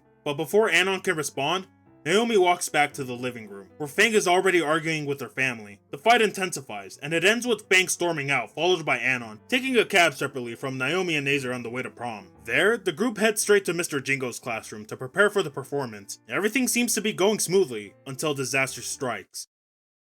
As they're tuning, Fang's guitar strings snap. Trish and Fang are visibly shaken, the weight of the night pressuring down hard. Anon and Reed immediately jump in, brainstorming a solution, but Fang, overwhelmed by frustration, lashes out. They shout at Anon, accusing him of being unhelpful, and urging everyone to stay focused. The room falls tense as the clock ticks closer to their performance time, and the pressure mounts, leaving everyone scrambling to find a way forward. Anon, frustrated and unsure of how to help, walks back into the crowd. There, he's approached by Spears, who casually asks if he's enjoying the evening. Anon shrugs it off, admitting it could be worse. The two exchange a brief conversation, with Spears offering a few encouraging words before stepping up to the mic. Just like before, Spears announces the winners of Prom King and Queen, and unsurprisingly, Naomi and Nazer take the crown. But Anon can't help feeling disconnected. Then, Spears announces Worm Drama as the next act, adding a heartfelt reminder that everyone deserves second chances. His words echo in the room, but for Anon, it feels bittersweet. Turning his attention to the stage, Anon spots the band getting ready. Fang steps out, holding a bass guitar, and Anon's heart sinks as he realizes they're about to repeat the events of their first disastrous concert. The music begins,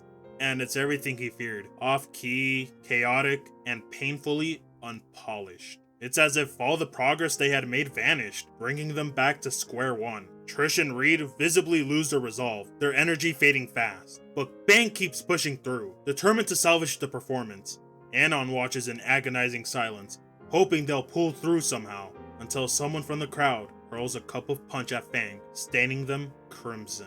More objects follow, the crowd's mockery escalating. Nazer and Spears jump in to shield Fang, but the damage is already done. The music stops abruptly, and the band disperses, each member retreating in a different direction. Anon is left standing amidst the chaos, the pressure of failure and heartbreak pressing heavily on him. Anon walks into the music room, feeling the pressure of everything that has just happened. Trish and Reed are there, but the atmosphere feels heavy, tense. Trish eyes him coldly, asking what he wants. He barely responds, his focus fixed on finding Fang. Reed, ever the mediator, suggests they're probably in the auditorium. Trish interrupts, half-heartedly telling Anon that she and Reed are doing fine, as if trying to get a reaction. Anon doesn't take the bait though. He flatly confirms that he doesn't care.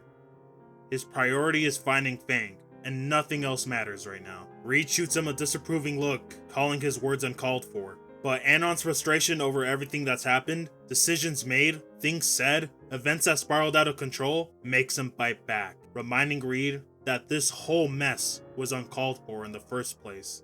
Without another word, Anon flips Trish off and heads to the auditorium. The lights are off, the air heavy with silence. As he steps further into the room, he hears faint sniffles, the sound cutting through the quiet like a knife. His heart sinks, knowing exactly who it is. He follows the sound, drawn to the source, desperate to make things right. As Anon approaches, he sees Fang sitting, shoulders shaking with quiet sobs. The sight breaks his heart. He opens his mouth to speak, but the words feel hollow, as if nothing could really fix what's happened. Stupidly, he asks if they're gonna be alright, knowing the answer before it even escapes his lips. Fang responds with a simple no, and in the next breath, they ask if they've ruined everything. Anon's heart aches at their vulnerability, but he knows he has to reassure them. He tells them that they did their best, despite the mess they found themselves in. But Fang, unable to let go of the disappointment, shifts the blame. Just like before, they point fingers at Nazer and Naomi, throwing them all under the bus to deflect from their own pain. Frustration bubbles up inside Anon. He can't hold it in anymore. He snaps, telling Fang that Naomi, her plan, and everything that went wrong don't matter. They've already done everything they could. He notices the broken vase lying nearby, the final symbol of their frustration. Repeat after me, he says, his voice firm but gentle. It doesn't matter. Fang hesitates, their voice quiet as they echo the words. The tension in the room lifts slightly, just enough for Fang to feel a fraction better. They look up at Anon, their eyes red but a little less clouded with anger and sadness. They ask if they can stay over at his place for the night. Without hesitation, Anon agrees, knowing the night isn't over yet, and the only thing that matters now is being there for each other. Together, they leave the auditorium, walking side by side, heading for the safety of Anon's apartment, where they can start to heal from everything that's happened. Fang showers, and uses one of Anon's button-up shirts he doesn't use. After that, they plop onto the bed, still feeling terrible. Anon breaks the silence, asking if they want to do something to take their minds off things. Fang, still not quite ready to sleep, suggests playing a game. Anon gets the game set up, but when he asks if Fang wants to join, they simply decline, choosing instead to watch him play. As Anon gets lost in the game, Fang's voice cuts through the quiet. They ask about Naomi's plan, the one Anon mentioned earlier. What was it all about? Anon is about to tell them what the plan was, but decides to stop himself and tell Fang to forget about it. Fury and confusion cloud Fang's eyes as they grab Anon by the shirt, shaking him violently, demanding answers. Anon, caught in the storm of emotions, doesn't hesitate for a moment. He tells them flatly that it was Naomi who had set them up, that Naomi had been the one to push him towards Fang. Fang's face contorts, with a mixture of disbelief, despair, and pure rage. It's as if the weight of the revelation shatters something inside them. Their eyes flicker with insanity as they take in Anon's words, the truth tearing them like a blade. And then, in a blur of anger, Fang begins to rip through Anon's room, smashing everything in sight, calling him a tool. Anon, desperate to stop the destruction, reaches out to hold them back, but the moment is fleeting. As Fang thrashes under his grips, the realization sets in. They've been manipulated. Their love, their choices, everything was tainted by Naomi's interference. And now Fang can't even trust their own feelings. Anon opens his mouth to say something, to tell Fang that he still loves him. But before the words can leave him, he's kicked aside, his body hitting the floor in pain. Fang's voice is cold, seething with fury, accuses Anon of taking everything from them, of ruining their friendship and their band. Anon, his own anger now rising, fires back. He insists he didn't destroy anything, and didn't do this to Fang, but Fang counters, bitterly, accusing Anon of merely doing Naomi's bidding, of being another pawn in her game. Anon, sharp and wounded, retorts that maybe Naomi was right, that maybe Fang did need fixing, but that there was nothing left to do. The room falls silent. The tension is suffocating. Fang, trembling with emotion, struggles to find something, anything to say. Anon watches, regret creeping in, realizing how harsh his words have become. He's torn, and the pressure of it all weighs down on him. He mutters an apology, acknowledging that he's the one who caused all of this, but Fang, broken and distant, tells him it would be too much of an honor to believe that. Anon, too exhausted to continue, suggests that they rest and talk about everything in the morning.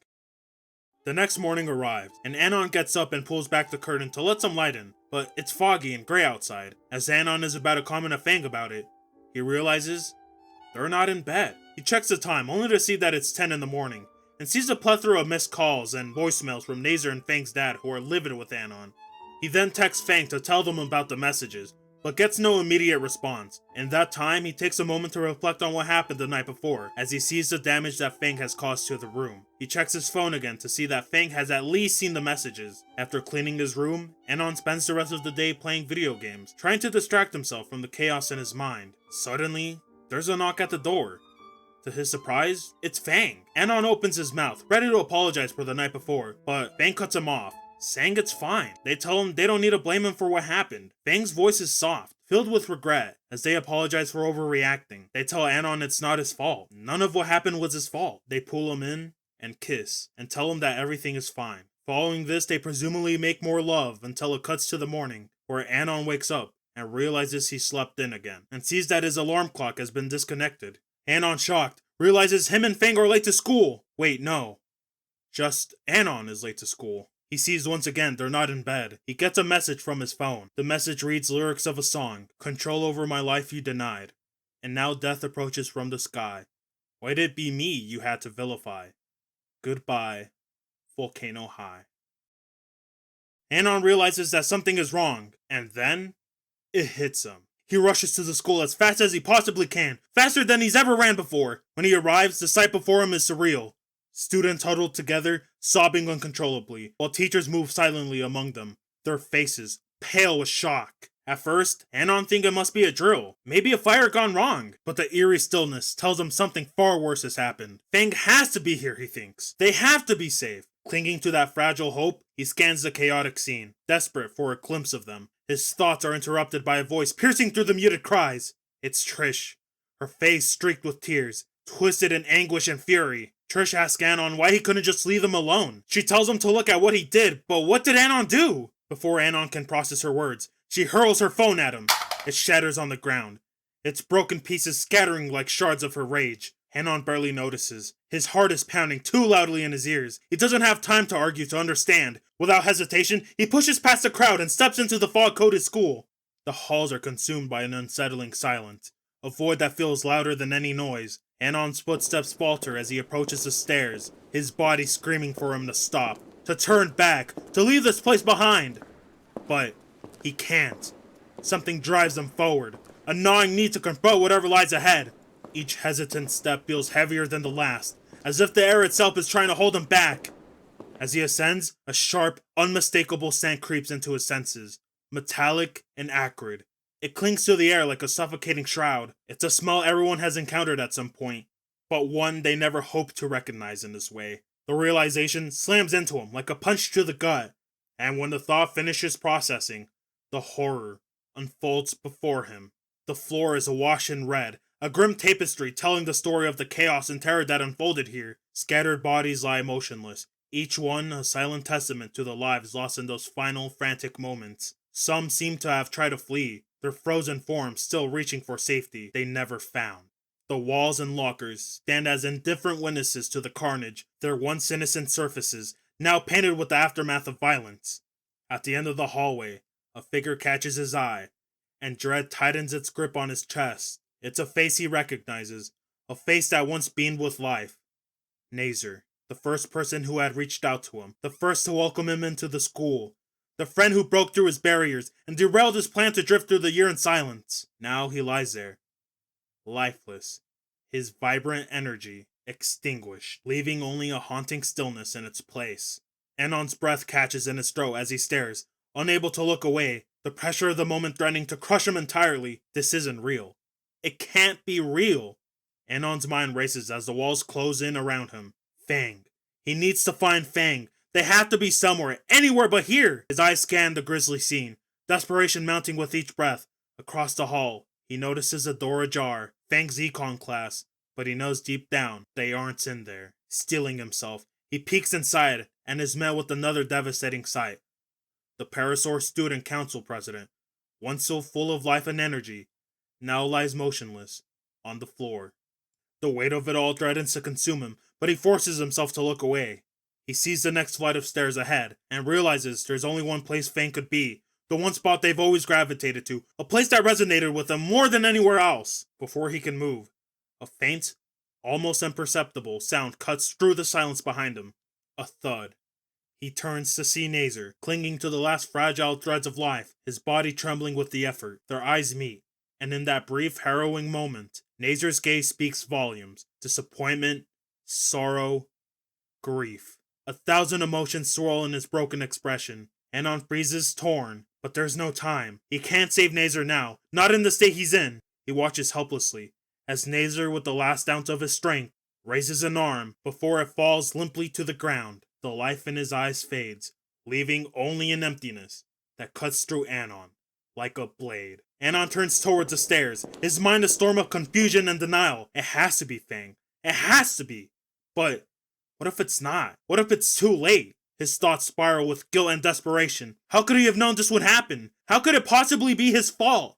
But maybe it is. Maybe it always was. Anon reaches the rooftop, his breath ragged, his body trembling. A dense, oppressive fog blankets the area, clouding his vision. But he can just make out a faint silhouette standing near the edge. The figure is framed by a broken section of the fence, their presence stark against the bleak, overcast sky. His heart pounds as he calls out to Fang. Fang turns slightly, their body trembling, their clothes drenched in blood. In their hands is a revolver, held so loosely it looks like it could slip from their grasp at any moment. Anon approaches cautiously, his movements slow, deliberate, and then brushes their shoulder. Anon's vision swims as he stumbles back, but when he refocuses, Fang is turned towards him, tears streaming down their face. Their voice breaks out as they cry, asking why he's here, why he couldn't just stay away. Anon's answer is simple, almost instinctual, because he loves them. He moves closer, inching his way toward them, despite the pain in his chest, the brokenness of his body. He pleads with them, begging Fang to come down, insisting it doesn't have to end this way. But with every desperate inch he gains, Fang takes another step back, teetering closer to the edge. The pain becomes unbearable as Anon's shin gives out, sending him crashing to his knees. Blood loss blurs his vision. But he doesn't stop. He can't. He has to save them. He forces out his words, raw and broken, pleading for Fang to stay, to come back with him, to not leave him alone. Fang pauses, their gaze drifting down to the chaos below. The front of the school looms 3 stories below, the crowd a blur of anguish and horror. They look back at Anon one last time, their expression shifting. It's a smile, soft, warm, almost serene. And then they're gone. Fang, from once standing on top of the building, lays at the bottom of it. Anon's world shatters. His mind screams, his body fails him as he collapses, unable to fight the pain any longer. The sound of authorities grow closer. The police arrive, rushing to his side and wrapping him up in their arms. Too late to do anything but mourn. 3 weeks crawl by, each one heavier than the last. As Anon recovers in the hospital, the incident that tore through Vol Caldera had made national news, and the hospital was constantly swarmed by reporters, their flashing cameras and invasive questions his only company. No one else came. Not Rosa, not Stella, not Spears. The silence from those who once surrounded him felt like an echo of his guilt, a stark reminder of how far he'd fallen.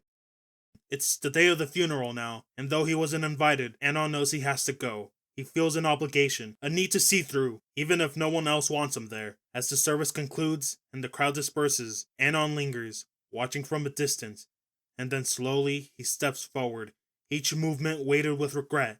He says it's his own fault. This all could have been avoided if he had just supported Fang more instead of fighting with them, if he had just completely left Fang and their friends alone and stayed to himself, if he had just never moved to Vol Caldera. The pressure of his regret crushes him, each thought stabbing deeper into his already broken spirit. Every face he saw that day, every life lost, every ounce of pain, it all feels tied to him. He is consumed by sorrow, mourning for everyone caught in the wake of the incident. The world feels smaller, darker. Anon can't escape the thought that every decision he made led to this moment, and because of it all, right in front of him, lays 2 tombstones next to each other. One of Nazir, and one of Fang. I'm gonna be completely honest. This was the first ending I ever got playing the game. Me and my friends expected to get something like ending 3 or 4, but instead, we were met with something so tragic. Me and my friends were left feeling empty after, from where we started making fun of the game and all the other things to laugh at, completely shut down once the prom scene arrived. None of us saw this coming, and we didn't think that this ending would be that tragic. We thought the bad ending would be more akin to something like ending 2, which we got the very last, playing the game. It felt like getting punched in the stomach. It felt like the game betrayed you. The emotional weight of the ending hit us hard. We were blindsided by how real and haunting the consequences felt. As I went to bed right after finishing ending 1, the thoughts of the game were fresh in my mind, and the more I reflected on it, the more guilty and sad I felt. Even almost crying from it, believe it or not. The game doesn't just throw a tragic ending at you. It makes you feel the full impact of your choices, and that's what made it so effective. It forces you to confront the devastating reality of the decisions you made, leaving you drowning in guilt and regret. Every choice that seemed small at the time,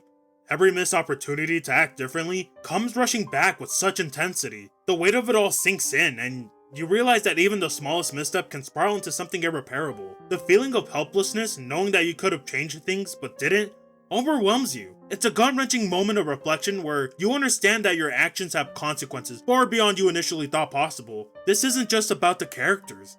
It's about you, the player, and the emotional toll you take from the choices you've made. What makes this even more harrowing is the realization that the tragedy was preventable. The game puts you in a position where, had you acted differently, things could have gone a different way. You're left questioning every choice, every word, every moment where you could have done better. Even through character dialogue such as Fang, Naomi, and Reed, do they tell you and hint what you've done wrong, but now it's too late. In Ending 4, Fang grows and heals, finding self-acceptance and forming a strong bond with Anon. Their journey is about understanding, connection, and emotional growth, leading to a hopeful conclusion. In contrast, Ending 1 shows instead of healing, Fang is consumed by anger, betrayal, and regret. The relationship with Anon falls apart, and instead of growing, Fang becomes destructive and broken. Trish ends up circling Worm Drama back to the state they were once in the beginning of the game. This ending strips away the hope and progress seen in the canon path. In Ending 2, Naomi wins, and in this one, Trish wins, because Trish got what she wanted, and because of her selfishness, it sent Fang going on a destructive rampage.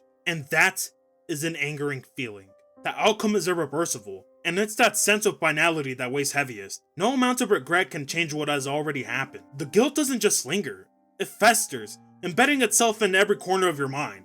And that's the strength of the ending. It doesn't allow you to walk away feeling unscathed. It forces you to sit with your actions and feel the depth of their impact. Despite the heavy subject matter, gun violence, and the harrowing consequences of a school shooting, the game handles it with depth and responsibility. It doesn't sensationalize or trivialize the violence, but instead focuses on the emotional toll it takes on the characters and the player. This isn't about glorifying a tragedy. It's about humanizing the characters and showing the irreversible damage caused by the choices we make. That's what makes this ending so well written. It doesn't shy away from the difficult and uncomfortable topics, but uses them to create a deeply emotional experience. It's the kind of ending that lingers with you after the screen fades to black, making you reflect on the choices you've made and the path you've taken. It's easy to feel overwhelmed by the guilt, the sorrow, and the pain that comes with this ending. But that's also what makes it so powerful. It's a reminder that the weight of our decisions, no matter how small they seem, can have a profound impact on the lives of others. The tragedy in this ending is not just the loss of characters, but the realization that in some cases, we cannot undo what we've done. No matter how much we wish we could turn back time or make different choices, the damage is already done,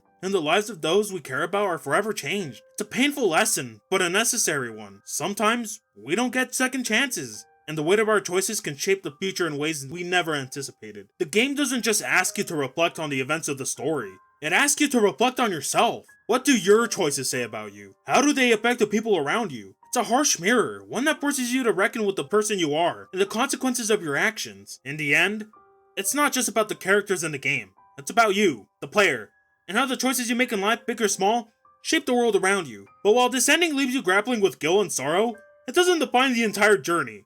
It's a wake-up call, a reminder of how far-reaching our actions can be. The choices we make, whether we realize it or not, shape the people around us and the world we live in. Yet, there's always room for growth, change, and redemption. The pressure of regret, heavy as it may be, isn't the end of the story. It sets the stage for what's to come. An opportunity to choose a different path, to rebuild and to heal. In the next chapter, we're given that very chance. We step into a new world, one where Anon's choices take him to a brighter future. Ending 3 offers a shift in tone. A hopeful turn after the darkness of the previous path. Anon's journey is no longer defined by his mistakes, but his ability to rise above them. Ending 3 shows that even after the heaviest of sacrifices, there's always a way forward. It's a story of redemption, of learning from the past, and embracing a future filled with growth and hope.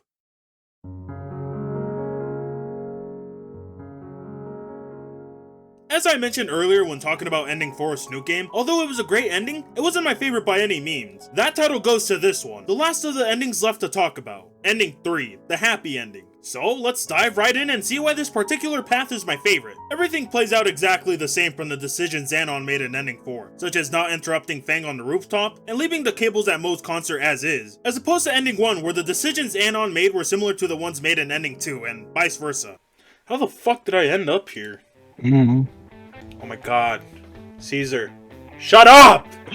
Shut up! After the projector incident when Anon is given the option to say his piece to Trish in Spears' office, he refuses to talk to Trish and then decides to go home, leading Fang to tell Reed that they're taking a break from the band. Everything plays out the same until after Anon and Fang get together. When Anon recovers and returns to school, Nazer confronts him and asks him to meet in the auditorium at their school. This time the interaction is different. Nazer apologizes for shoving Anon into a locker, admitting it was selfish and wrong. He offers his support for Fang and Anon, as long as they're happy. Nazer hopes Fang won't hold a grudge against him for his actions, but Anon assures him it's the least of their worries. Anon explains that Fang has broken up with the band after Trish's petty stunt, and is now isolating themselves in his apartment, overwhelmed by fear and pressure. Anon urges Nazer to step in, pointing out that as their sibling, he's in the best position to help Fang. Nazer, however, doubts his ability to reach them. Frustrated, he questions why he always learns about Fang's struggles from others, instead of directly from Fang. He asks why they seem to hate him so much, his voice tinged with hurt and confusion. Nazer vents about how just 5 years ago his relationship with Fang was fine, but everything shifted after Fang began their transition. He struggles with how distant they've become. Anon tells Nazer it's more important than ever to support Fang and help them through their struggles. Nazer brushes him off, needing time to think. We cut to Anon's apartment where Fang anxiously checks on him, asking if he's hurt. Anon reassures him that he's fine, eventually calming their nerves. Fang admits they're just on edge and need rest. When Anon notices the apartment is out of food, he suggests going grocery shopping. Fang refuses to go and insists Anon shouldn't go either, citing their concern for his health. Fang hesitantly asks if Anon hates them, leaving him confused. They explain they feel responsible for everything Anon has endured. Anon gently reassures Fang that none of it's their fault, comforting them as they lean on each other in the quiet of the moment. Anon attempts to leave for groceries again, but Fang insists he stay, their fear and need for reassurance keeping him by their side. While comforting Fang, he brushes their shoulders and notices a faint streak of red among their feathers. Alarmed, Anon checks closer and hurries to retrieve the first aid kit. In the bathroom, he finds scattered feathers and dried blood, realizing Fang has been preening again. When confronted, Fang admits it's worse than it looks, but breaks down, confessing they spent all day trying to clean up the mess. Anon, overwhelmed and unsure of how to help, decides to offer comfort in the simplest way he can think of. He heats up Fang's favorite food, Dino Nuggies, hoping to bring a moment of relief among their shared tension. As the evening drags on, Anon cautiously broaches the topic of school, asking Fang if they plan to attend the next day. Fang immediately dismisses the idea, going as far as saying they might drop out altogether because they can't face anyone. Concerned, Anon presses further, asking if that includes Nazer. Fang, still simmering with anger towards their brother, states they don't want nothing to do with him. Anon tries to reason with him, emphasizing that Nazer could genuinely help, but Fang quickly shuts him down, unwilling to entertain the suggestion. Frustrated but determined, Anon points out that he can't be the only support system for Fang, and stresses that what they're going through isn't sustainable or healthy. He gently advises Fang to talk things out with Nazer, but Fang refuses again. When Anon asks why they won't consider it, Fang admits it's not just about Nazer, it's because of Trish. They reveal that Trish has been trying to reach out to them, but they blocked her number after finally having enough of her antics. The pressure of Fang's stubbornness and the unresolved conflicts looms heavy, leaving Anon feeling the growing challenge of helping Fang find a way forward. The following day at school, as Anon walks through the front of the school, he overhears Stella and Rosa discussing the events of the previous day, Nazer shoving Anon into the locker and Fang supposedly eloping with him after the projector incident. Spotting Anon nearby, they wave him over. When Anon approaches, they jokingly ask about a rumor, claiming that he and Fang are getting married. Annoyed, Anon quickly shuts it down, brushing off the absurd gossip. Noticing his frustration, Stella and Rosa press further, asking what's wrong. Reluctantly, Anon opens up, explaining the situation with Fang, how they're refusing to go to school, their feud with Nazer, and their growing struggles. The two listen intently, offering their sympathy and willing to help. During lunch, Trish and Reed attempt to catch up with Anon, but he avoids them, weaving through the crowd to escape confrontation. He eventually slips away to the rooftop to clear his head. From his hidden vantage point, he overhears Trish and Reed talking. Trish pins the blame for the current fallout on Anon, stating she needs him to convince Fang to talk to her. Anon, exasperated, shakes his head and retreats before they can spot him. When he returns home that evening, Anon suggests to Fang that they go out to eat at Moe's to lift their spirits. Fang, though hesitant, agrees. However, unbeknownst to them, Anon has a hidden agenda. With Rosa's help, he's orchestrating a plan to get Nazer and Fang to reconcile during the outing. Anon knows it's a risky move, but believes it might be the push they both need to begin repairing their fractured relationship. At Moe's, Anon and Fang settle into a booth, the cozy pizza place buzzing around them.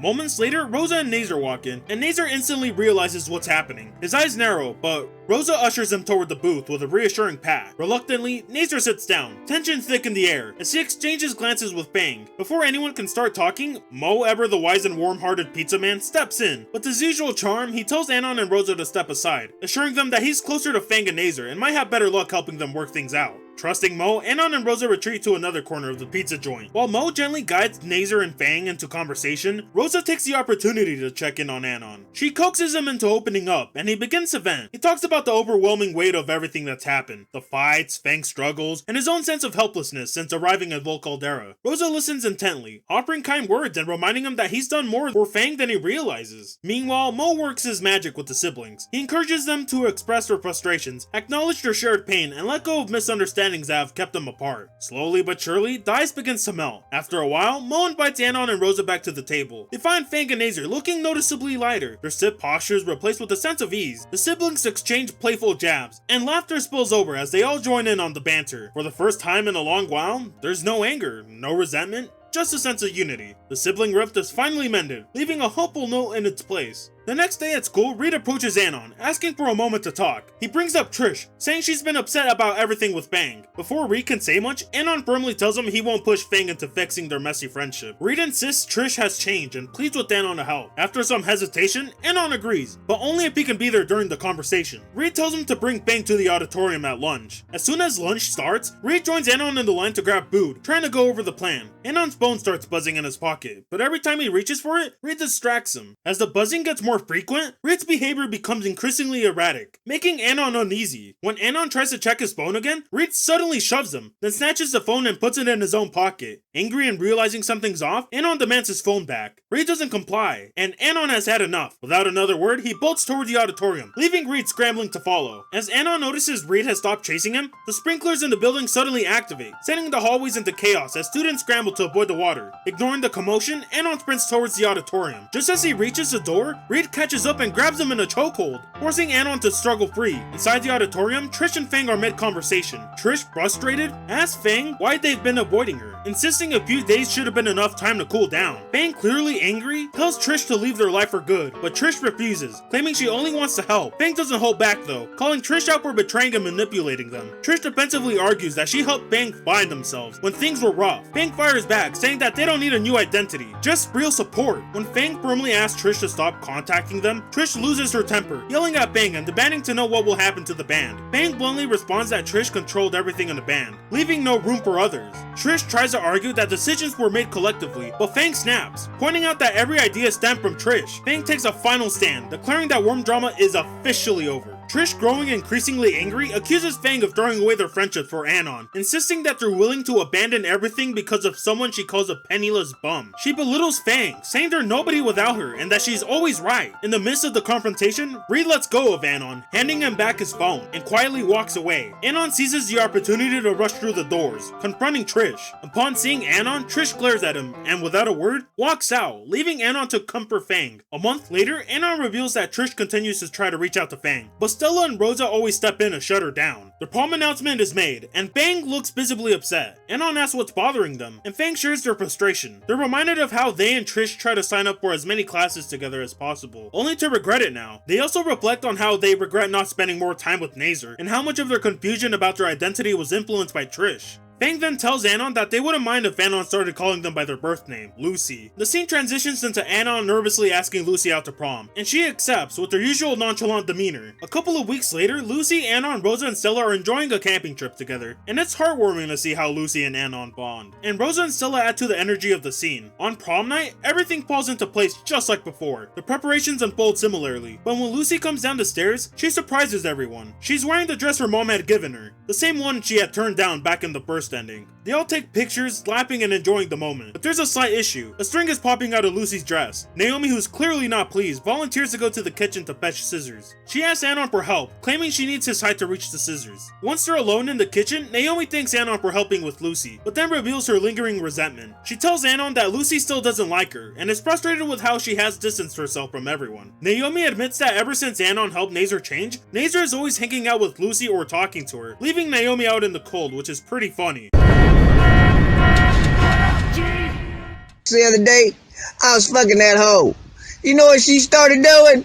She started moaning, Reuben, Reuben, Reuben. I said, bitch, I ain't Reuben, I'm Kush. She's angry that she can no longer control the people around her, and that her plans aren't working the way she wanted. Just as Naomi's tone becomes sharper, Lucy's mom enters the kitchen, forcing Naomi to switch back to her bubbly, manipulative persona. She quickly covers her true feelings, acting as if everything is fine. However, the damage has been done, and the atmosphere is heavy with unresolved tension. It sucks she didn't get fucking punted across the face like ending 4 Fang by like Fang's mom or something. They all head to prom in the NASCAR, excitement filling the air. Upon arriving, they grab a table together, and Nazar and Anon head off to grab food for the group. However, as they're walking back, Nazar suddenly stops, pointing ahead with a tense expression. When Anon asks what's wrong, Nazar quietly nods towards Naomi, who's desperately trying to befriend Lucy again. But Lucy clearly looks uncomfortable. Realizing what's happening, Anon and Nazar rush back with the food to intervene. But by the time they arrive, the damage is done. Lucy, visibly upset, runs off. Anon quickly follows her, finding her in a quiet corner of the gym. Lucy, on the verge of tears, says she can't handle Naomi anymore. Anon tries to reassure her, telling her not to let Naomi get to her. Lucy then blames herself, saying that she's ruining everything again. Anon, with a gentle tone, reassures her again that she isn't. Slowly, Lucy begins to calm down. Just then, Spears approaches them, announcing that Lucy's surprise is ready, and that the papers she signed for it are already filled out. Both Lucy and Anon are confused. Neither of them knows anything about a surprise, and Lucy certainly didn't sign any papers. Spears insists they follow him, leading them backstage in the gym. Anon and Lucy exchange confused glances, wondering what this is all about. Spears tells Lucy she'll be on in 10 minutes, leaving them both bewildered. As Anon stands there trying to process what just happened, Trish, Stella, and Rosa suddenly appear behind him, carrying equipment. Anon, completely taken aback,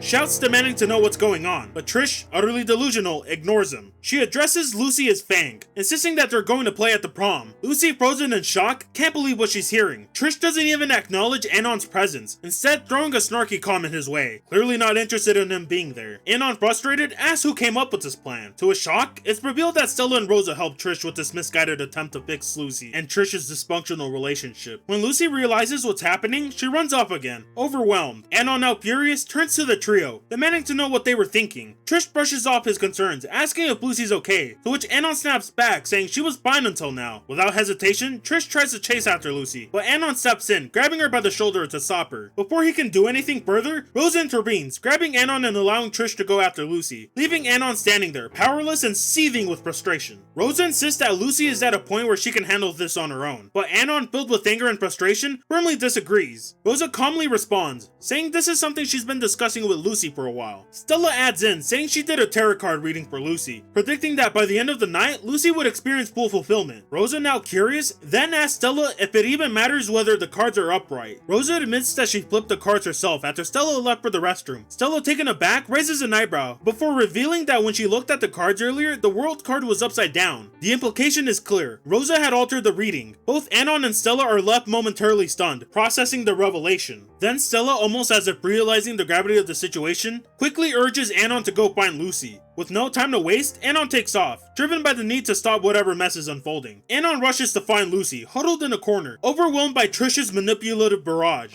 As Trish continues to spout her toxic words, Anon steps in once again, stopping Trish in her tracks. Trish, sensing the confrontation, quickly switches to a fake bubbly persona, mimicking Naomi's earlier behavior. But before the situation can escalate, Rosa and Stella arrive, urging Lucy to hear Trish out. Lucy, however, screams at them to fuck off, her frustration and anger boiling over. Anon, angered by the whole mess, tells Rosa and Stella to back off for the night, insisting they're only making things worse. After this, Trish drops the fake persona, and in a sudden shift, reverts to her elitist hot-headed self. She tells Anon to piss off, and then turns to Stella and Rosa, asking if they're really gonna flake on her now. The situation grows more intense as Trish grabs Lucy by the arm, attempting to drag her away, but Rosa quickly steps in, blocking Trish's path. In a burst of anger and determination, Anon ferociously lifts Trish from the wrist, telling her to try again some other time. With a final glare, Trish relents and storms off, leaving Lucy and Anon in the quiet aftermath of a tense moment.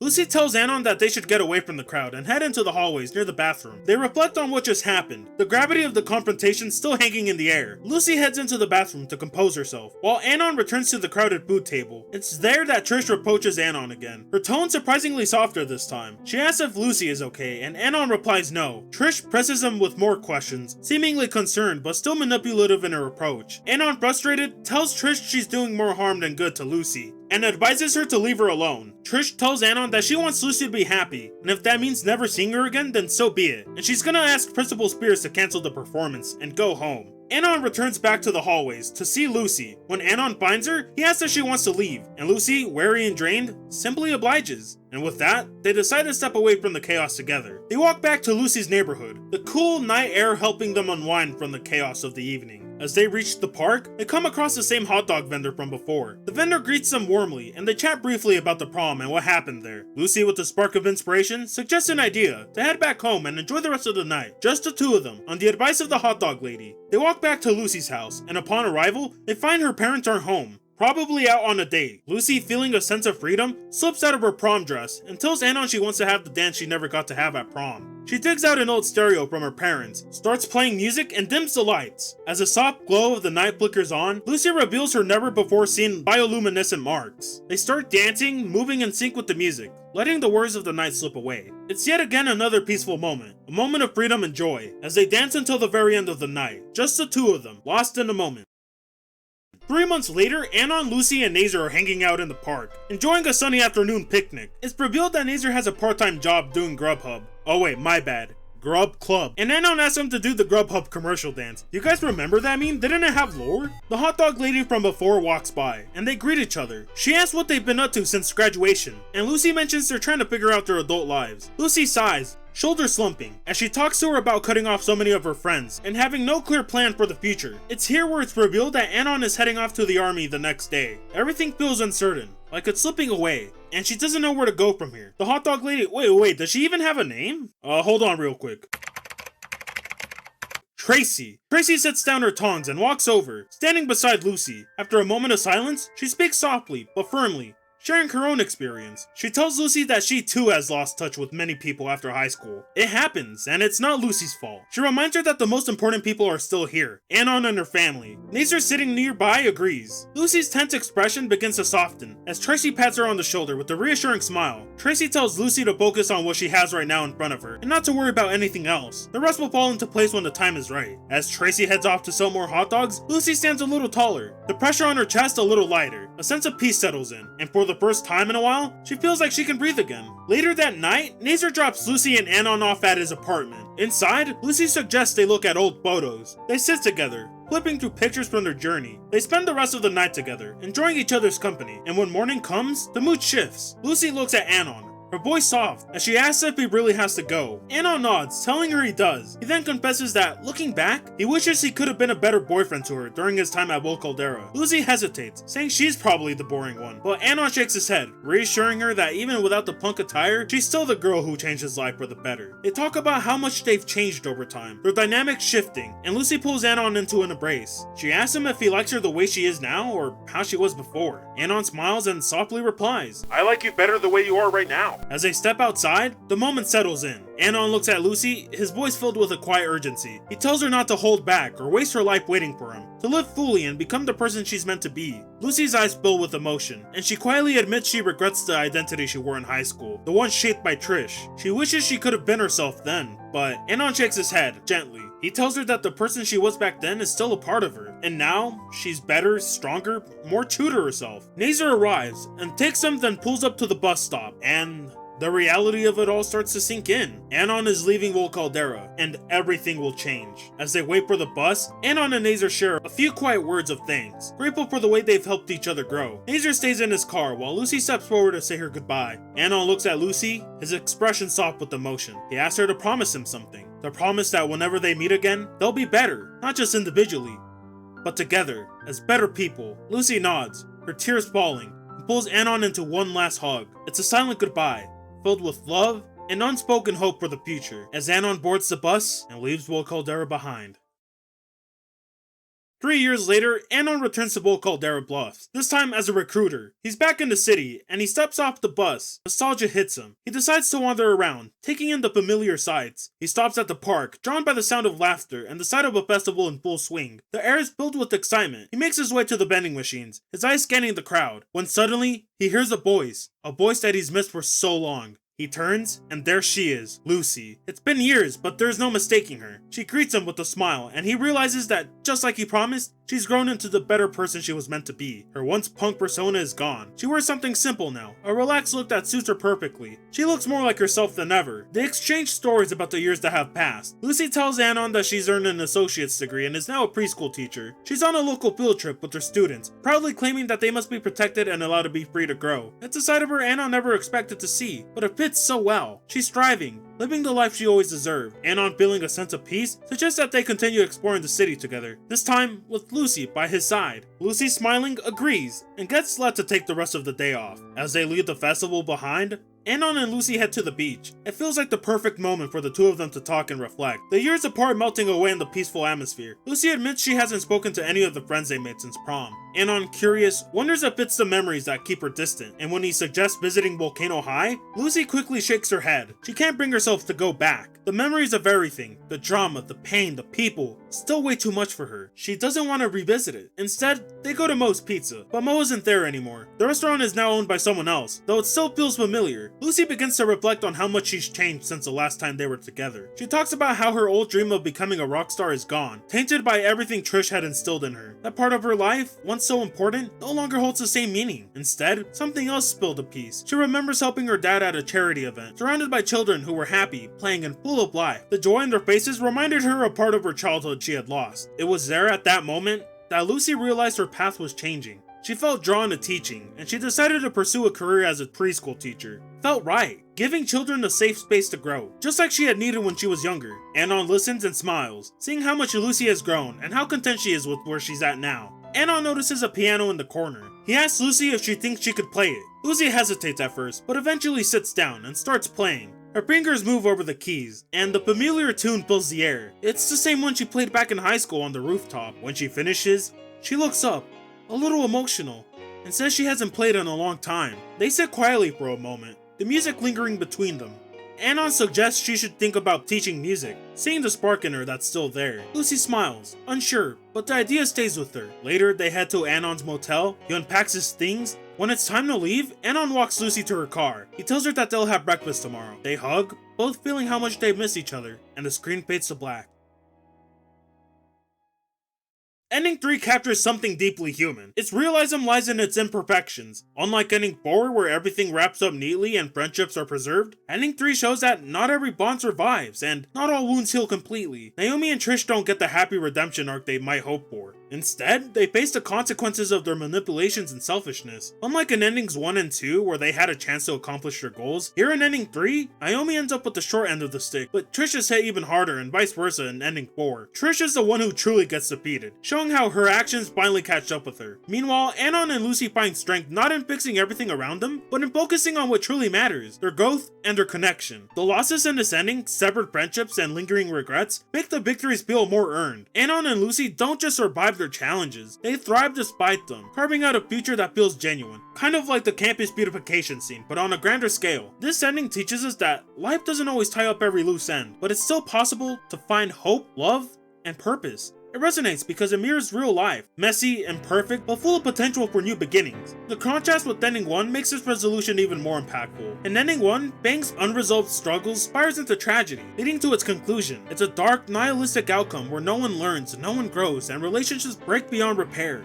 Ending 3 is the opposite. It's hopeful and grounded, showing that while life may not be perfect, people can still find ways to heal and move forward. Where Ending 1 portrays despair and destruction, Ending 3 offers redemption and resilience. This is why Ending 3 is my favorite. It balances heartache with healing, leaving us with a story that feels deeply satisfying without being overly idealized. It's a powerful reminder that even when things fall apart, there's always a chance to rebuild, stronger and better than before. And that's all the endings and paths in Snook Game. Before I go into why I think this game is the best dinosaur game of all time, I'll go over really quickly the bonus chapters. These chapters serve as a nice addition to the main story. Ending 4, providing added depth to some of the characters and their relationships, while exploring alternate perspectives and untold moments. They offer a fresh perspective on the themes of the game, revealing layers of complexity that enhance the emotional resonance of the overall narrative. However, I won't be covering all of the bonus chapters in full detail, as it's best that you go out and play them yourself. Instead, I'll just summarize the ones that I find the most impactful and significant. By examining these select chapters, we'll see how they expand the world of Snook Game, setting the stage for understanding why this game truly stands out. Once we've explored these, we'll dive into what makes Snook Game the best dinosaur game of all time. So let's get right into it!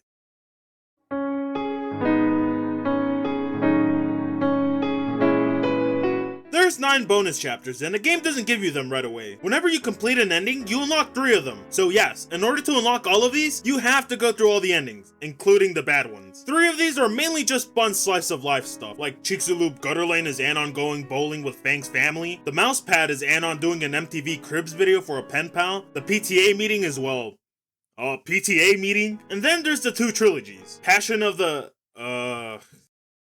Triceratops 1 through 3, and Naomi's Tribulations 1 through 3. These 2 trilogies add more depth to the antagonists of the game and humanizing them, obviously that being Trish and Naomi. Passion 1 through 2 is through the perspective of Trish, which is very neat. It's refreshing that we get to see someone else's perspective other than Anon. In Passion 1, the focus shifts to Fang, explaining to Trish that they and Anon managed to secure the venue for their concert at Moe's. Through Trish's perspective, we get a deeper look into her conflicting thoughts about Anon, wavering between seeing him as somewhat decent and still dismissing him as a skinny bigot. It's a revealing moment that highlights her inability to fully let go of her bias. For the first time, we also see Fang open up about their feelings for Anon, sharing their thoughts with someone else. They even address Anon's weird mumbling habits, adding a touch of humor to the scene. Despite this moment of vulnerability from Fang, Trish's manipulative side takes over, as she tries to convince him that they don't need Anon in their life, further showcasing her toxic influence. Passion 2 takes the time skip between the projector incident and prom. Reed has Trish over at his place to hang out and smoke some of that JD Power Premium Carf Pack. Trish expresses how terrible she feels about what she did to Anon, and how it impacted her friendship with Fang. It also shows Trish being asked to prom by Reed, as he's allowed to have a +1, since he's gonna be DJing for the prom. This one in particular made my opinion on Trish change a little bit. Key phrase here is a little bit. Although Trish isn't that much of an antagonist in ending 4 compared to ending 1, and especially 3, it makes me feel a little sympathetic, and it's good to know that yes, she feels terrible for the pain she's caused on not just Fang, but also Anon. Passion 3 is my favorite of all the bonus chapters. The story shifts back to Anon's perspective. Set during the summer after high school, the group has come together to celebrate Trish's birthday at her place. It's here that we get a deeper glimpse into Trish's personal life. Her home, while decent, isn't much better than Anon's, which adds an interesting layer to her character. It makes her past behavior and judgments in the game feel even more hypocritical in hindsight, revealing a side of her that wasn't fully apparent before. We also learn she's the eldest of 6 siblings, one of those siblings literally being Riley from the Boondocks as a Triceratops. Oh my god!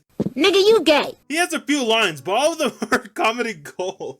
They celebrate Trish's birthday, and Anon has a surprise for her that consists of Nazer bringing a flatbed with musical equipment so they can perform a private concert. Anon ends up earning more respect from Trish, sealing the rivalry even more, and it ends with everyone singing happy birthday to her. Naomi Tribulations 1 takes place from the perspective of Fang this time, a year after the main game, which is honestly really strange. Playing the main game, I thought we would see some stuff from Fang's perspective, but I guess not. Tribulations 1 and 3 is the only content where we see something from their perspective. It's Nazer's going away party for college, and everyone's having a good time until Fang starts playing music for all the party guests, and notices Naomi looking like her hopes and dreams have been shattered, clearly wanting all the attention to go to her, and not even Nazer this time. Fang throughout the chapter still expresses her disdain for Naomi, and it's pretty hilarious considering Naomi deserves it. When Chat, a parody of Mr. Douchebag, that's seen during the prom scene in Ending 4, challenges Nazer to an arm wrestling contest and loses, Naomi tries to embrace Nazer, but he begins to look distraught from it. As the night continues, he strays himself more and more from Naomi, ending the chapter. Tribulations 2 picks up right where the first one ended, this time through the lens of Naomi. Naomi states how odd Nazer has been acting throughout the party. Her mind begins to spiral as she clings to the idea of staying with him, following him wherever he goes, convinced she's the one who can keep everything together, until Nazer tells Naomi that he wants to take a break from the relationship, which shatters the living hell out of Naomi and her preppy ego as she storms out of the house. Fang, for the first time, feels bad for Naomi and yells at Nazer for it. We get a flashback to when Naomi became the student council president for Volcano High, and it's here where we're shown that she only won because no one really even competed for the spot, and she just so happened to be the one with the most votes. Not that there were many in the first place. We see that she received a congratulations/love letter from Nazer, kicking things off for Naomi and him. After that, the chapter ends. Tribulations 3 goes back to the perspective of Fang, as she's scolding Nazer, telling him that she's gonna go talk to Naomi. Naomi, usually full of control, is quiet, clearly overwhelmed. Fang joins her, and they sit in silence, both dealing with their own struggles. Naomi, after being very delusional, admits she's feeling out of control, especially after Nazer asks for a break. She's lost, and everything she worked hard for feels like it's slipping away. As Naomi opens up, Fang reveals her own fear. She's also struggling with the idea of a break with Anon. The thought of being apart from him terrifies her, and she's unsure how to handle it. Naomi, despite her own issues, sees that they're both afraid of change and loss, even if it's in different ways. They don't have answers, but for the first time, they understand each other a bit better. Fang's fear of losing Anon lingers, and while Naomi's next steps are unclear, there's a quiet connection between them. The chapter ends with both of them facing their fears, uncertain but starting to understand the shared weight of their struggles, and earning some sort of respect for each other. Fang calls Anon to check up and talk to him, savoring their relationship and conversation. Unlike the Passion trilogy where I liked Trish as a character better, Tribulations did the opposite and made me hate Naomi even more. When she slaps Fang out of anger, I wish Fang had just jumped her like how she contemplated throughout the whole chapter. It's also funny that there's a whole interaction about the uncertainty of Naomi and Nazer's future when we already saw in Ending 4 that Naomi gets with frickin' Kanye-saurus Rex later on. My point is, I don't like Naomi. She's a poopy head. After completing all of the bonus chapters, you unlock the secret 10th final chapter, which I won't talk about since it needs to be seen by you first. Now that we've explored the game's features, paths, endings, and bonus content, it's time to dig into why I believe Snoot Game is the best dinosaur game of all time. To explain this, I'll break down the criteria that makes it not just an incredible dinosaur game, but a standout game in general. I'll explain how it's even a dinosaur game. I'll compare it to other dinosaur titles, highlighting why Snoot Game in my opinion rises above the rest, and address the common criticisms and controversy. So let's look at what makes this even considered a dinosaur game.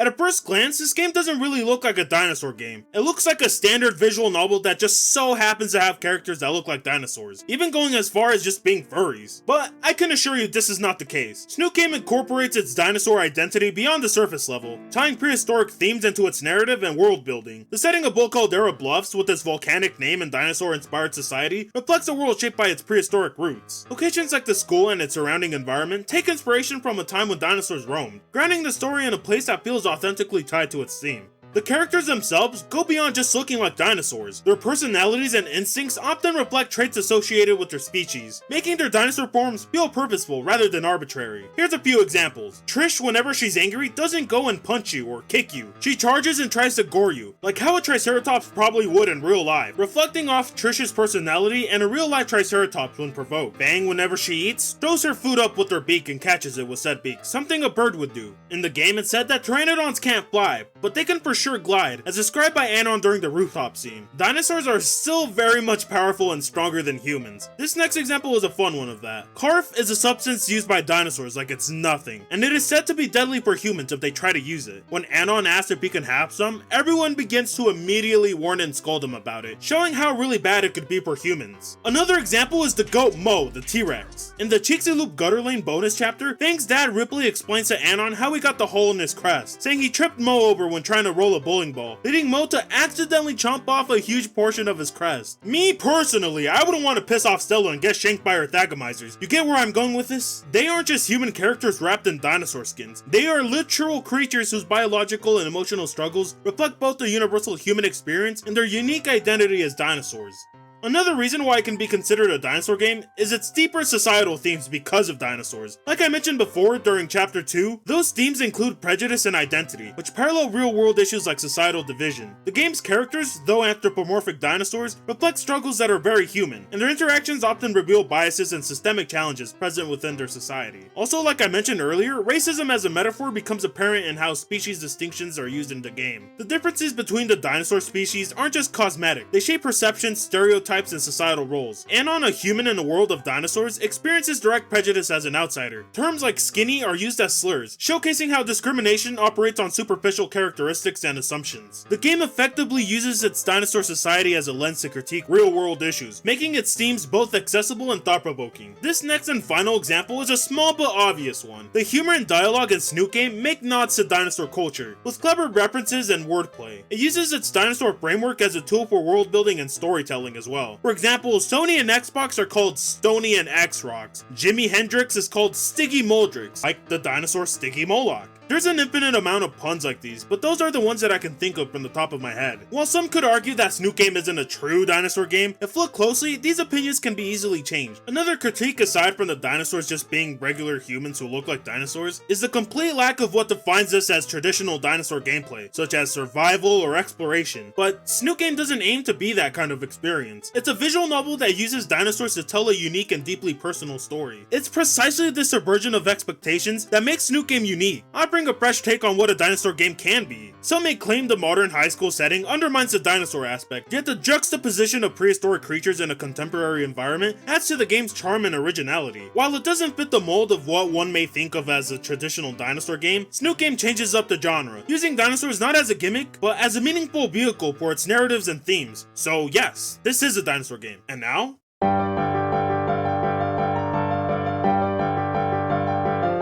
Snook Game stands apart from other dinosaur-themed games like Turok, Jurassic Park games like Trespasser, or Ark Survival due to its distinctive focus on storytelling and emotional depth. Unlike Turok, which is centered on action-packed gameplay and first-person shooting, or Jurassic Park games which primarily revolve around managing theme parks, or experiencing scripted survival scenarios, Snook Game offers a deeply personal narrative that connects players to its characters through meaningful choices and nuanced interactions. This unique take bridges the familiarity of dinosaurs with heartfelt storytelling. Its strength lies in blending visual novel mechanics with a mature narrative that resonates on a deeper level, making it feel more accessible and engaging to a broader audience. While traditional dinosaur games emphasize adventure or action in settings that focus on the creature's primal aspects, Snook Game humanizes its dinosaur cast, creating a connection rarely found in the genre. Now that we've explored how Snook Game stands apart from the other dinosaur games, it's important to address the common criticisms and controversy it faces. While the game offers a unique and emotionally rich experience, it hasn't been without its share of detractors. In the next chapter, we'll dive into these criticisms, examining the arguments against the game, and offering a deeper perspective on why some of these points may not hold up. This will help to further clarify why, despite its flaws, Snook Game remains a standout title in the gaming world.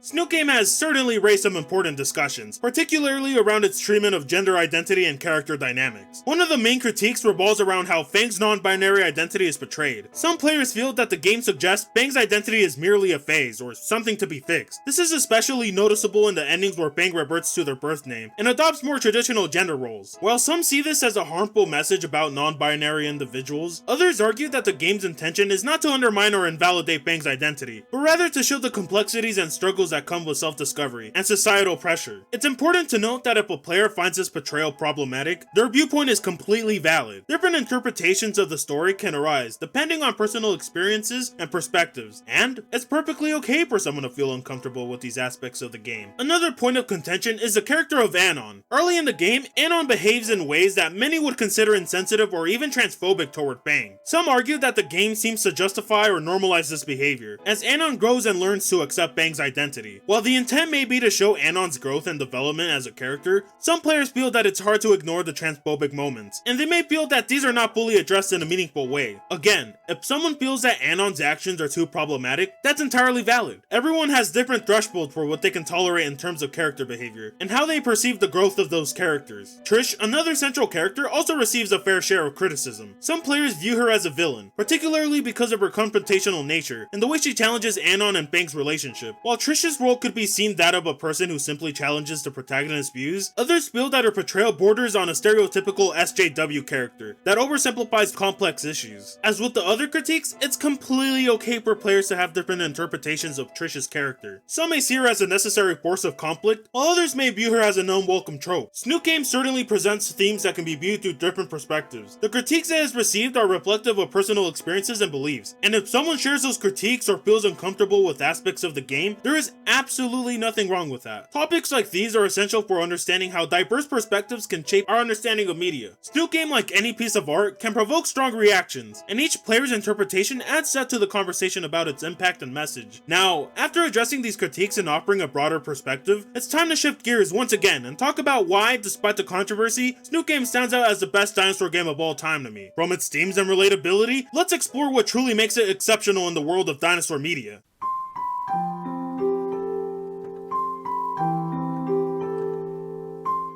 Snook Game stands out as a unique and powerful dinosaur game because of its exploration of deep and relatable themes like identity, belonging, growth, and empathy. These themes resonate with players on a personal level, creating an emotional connection that goes beyond the game's surface. The story challenges players to reflect on their own experiences, while following the journey of flawed, evolving characters. What makes it truly exceptional is how these universal themes are woven into the fabric of a dinosaur game, making it not only a heartfelt story, but also the best dinosaur game of all time. To start, let's go right into the first theme, identity and belonging. Two themes that are intricately woven throughout Bang and Anon's journey. These universal struggles, defining who we are while simultaneously trying to find a place where we fit, are central to the game's narrative, offering a powerful and emotional experience. Fang's struggle with identity is most evident in their rebellious attitude, which serves as a defense mechanism to protect themselves from being rejected for who they truly are. Their sarcastic tone, sharp wit, and tough exterior often mask the vulnerability they feel inside. This is especially clear early in the game, when Bang reacts defensively to Anon's initial interactions. Anon's arrival shakes up Bang's sense of self, as he sees through the facade and challenges Bang to confront their insecurities. Unlike most of the people in Bang's life, Anon doesn't judge them based on superficial traits like their appearance or attitude. Instead, he offers an unfiltered view of Fang's strengths, not just their flaws. This marks a significant shift in how Bang perceives themselves, as Anon's understanding and empathy becomes a catalyst for their growth. The theme of belonging plays a vital role in this struggle, as Fang's identity crisis often intersects with their need for acceptance. In high school, a microcosm of society, Bang feels alienated by the rigid cliques and the constant pressure to conform. They don't fit into the traditional mold, and this alienation is particularly evident when they're forced to confront the expectations placed on them. A powerful moment in the game occurs when Bang expresses frustration with the pressure from both their friends and families to be someone they're not. In a conversation with Danon, Bang admits how difficult it is to balance their desire for self-expression with the need for validation from others. This tension between staying true to themselves and seeking approval is a defining aspect of their character arc. As Fang's journey progresses, the concept of belonging evolves. The relationship with Danon becomes a critical source of support, showing that true belonging doesn't come from conforming to societal expectations, but from finding people who accept you as you are. This becomes especially clear during a pivotal moment when Anon and Fang have a heart-to-heart conversation on the rooftop. Anon, in contrast to the judgmental figures in Fang's life, offers a sense of unconditional support, giving Fang the space to be themselves without fear of rejection. Their growing bond reflects a powerful message that belonging comes from not from fitting into a predefined role, but from finding those who see and love you for your true self. Another significant aspect of Bang's identity is their creative expression. Bang's love for music and art becomes a central metaphor for their internal struggle. Throughout the game, Bang's creativity is shown to be both a shield and a window into their true self. When they finally share their music with Danon in a moment of vulnerability, it's not just a performance, it's a personal act of courage, showing the world a part of themselves they've long kept hidden. However, their fear of judgment and rejection often prevents them from fully embracing their artistic side. This is clear when Bang hesitates to perform at Moe's, fearing that others won't understand or appreciate them. A notable moment occurs during the scene in Bang's room, using their music as a means to express their true feelings.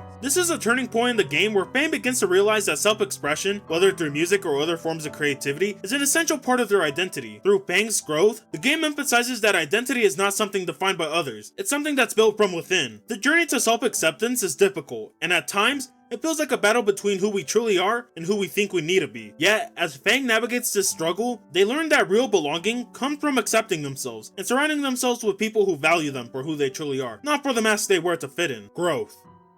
In Snook Game, growth is not just a theme, but the emotional heart of the story, especially when it comes to Fang's character. Over the course of the game, Fang embarks on a journey of personal evolution, learning to face their fears and embrace their true self. This growth is neither linear nor easy, but it's what makes their story so impactful and relatable. Fang's growth is rooted in their ability to confront their fears head on. Another pivotal moment in the game occurs when Fang decides to let go of playing the bass, realizing that they don't have to conform to Trish's ideology to be loved or accepted. This is especially significant in moments where Fang risks being vulnerable, whether it's sharing their music or confronting their own doubts. In doing so, they begin to accept their imperfections, an essential part of growth. For example, during a scene in Ending 3 at the park, where Fang struggles with their identity, they finally let go of the fear of judgment, and accept that it's okay to be messy, to be real, and to not have everything figured out. Throughout the game, Fang's journey is marked by small, seemingly insignificant moments that cumulatively lead to big changes. For instance, when Fang opens up to Anon about their struggles on the rooftop, it marks another shift in their character. No longer bound by the fear of rejection, Fang learns that being open and vulnerable is a strength, not a weakness. This is a significant step in their growth, showing how the act of trusting others can help one grow. These moments are not about fixing oneself, but about learning to live authentically, flaws and all. While Fang's growth is the main focus, Anon's development is equally important, and their relationship is central to both of their journeys. Early in the game, Anon is more self-centered, being that transphobic douchebag incel, often attempting to fix Fang's problems, rather than simply being there for them. However, Anon begins to realize that Fang doesn't need him to solve their problems. They need someone who will accept them as they are. This change in Anon's mindset reflects his own personal growth. He learns to respect Fang's autonomy and starts to view their relationship as a partnership, not a one-sided effort. The growth in the relationship parallels the development of both characters. It becomes clear that growth is not just about individual change, but about how two people can influence and support each other. Fang's transformation is tied to the acceptance and trust they find in Anon. Similarly, Anon's growth is shaped by Fang's resilience and willingness to open up. Their bond highlights how personal growth is often a shared experience, one that thrives in mutual care and respect. What makes this growth even more powerful is the way it's portrayed in the game. It doesn't shy away from the messiness and complexity of growth. There are no easy answers, and the characters often stumble before they learn. Fang doesn't suddenly become a completely different person. They simply grow into the person they always were underneath the surface. The journey is difficult, filled with setbacks and moments of doubt, but the emotional payoff is profound. Fang's transformation isn't about becoming perfect or fixed. It's about accepting themselves and learning to live authentically. Ultimately, Snoot Game presents a hopeful message about growth. It's possible, even when things feel uncertain, and it's worth pursuing. While Fang's growth is at the forefront, Anon's development shows that personal growth isn't limited to one person. Their story together proves that growth happens through relationships and shared experiences, not in isolation. By the end of the game, both Anon and Fang are in a better place than when they started. Not because they become perfect, but because they learn to accept themselves and each other. Snoot Game shows that growth is messy, but it's also what makes us human, and it's always worth striving for. Next, empathy. Empathy stands as the emotional cornerstone of Snoot Game, weaving through the narrative and binding its characters together in ways that resonate deeply with players. It's not just a theme, it's the force that allows the characters to grow, heal, and ultimately find connection. Another heart of the story is about how empathy nurtures understanding between Fang and Anon, especially as they face their inner struggles and external pressures. At the core of Anon's role in Fang's growth is his ability to empathize. Even when Fang lashes out or keeps their distance, Anon doesn't simply judge or react harshly when Fang's vulnerability shows itself in moments of anger or confusion. Instead, he becomes a stable, non-judgmental presence in Fang's life, like I mentioned earlier. This emotional support is what helps Fang realize they're worthy of care, even when they feel lost or misunderstood. Early in the game, Fang's defensiveness shields them from others, refusing to let anyone close enough to care. Over time, however, Fang begins to trust Anon, allowing themselves to be vulnerable. This change becomes especially clear once again during the rooftop scene, when Fang finally opens up about their greatest fear, that they will be abandoned or misunderstood by those they love. It's in this vulnerable moment that Fang begins to understand that empathy isn't just about offering understanding to others, it's about allowing yourself to receive it as well. This breakthrough is a powerful moment in Fang's growth, demonstrating that true connection requires trust and the willingness to let others in. Fang's realization, accepting that vulnerability is part of strength, paves the way for the healing process that is so central for the character arc. Empathy's transformative power is echoed throughout Snoot Game, particularly in the game's emotional beats. It plays a central role in reshaping both Fang's relationship with Anon and their self-perception. One of the most impactful moments in the game comes early when Principal Spears tells Anon, "You're not the only person in the world." This simple yet profound line carries itself as the most important line in the game. For Anon, it's a wake-up call that shifts his perspective. He begins to understand that his actions have consequences beyond his own immediate circle, and empathy requires acknowledging the lives and struggles of others. This line acts as a catalyst for Anon to approach Fang with a deeper sense of compassion, understanding that his own feelings aren't the only ones that matter. It's not about fixing Fang or solving their problems, but about offering patience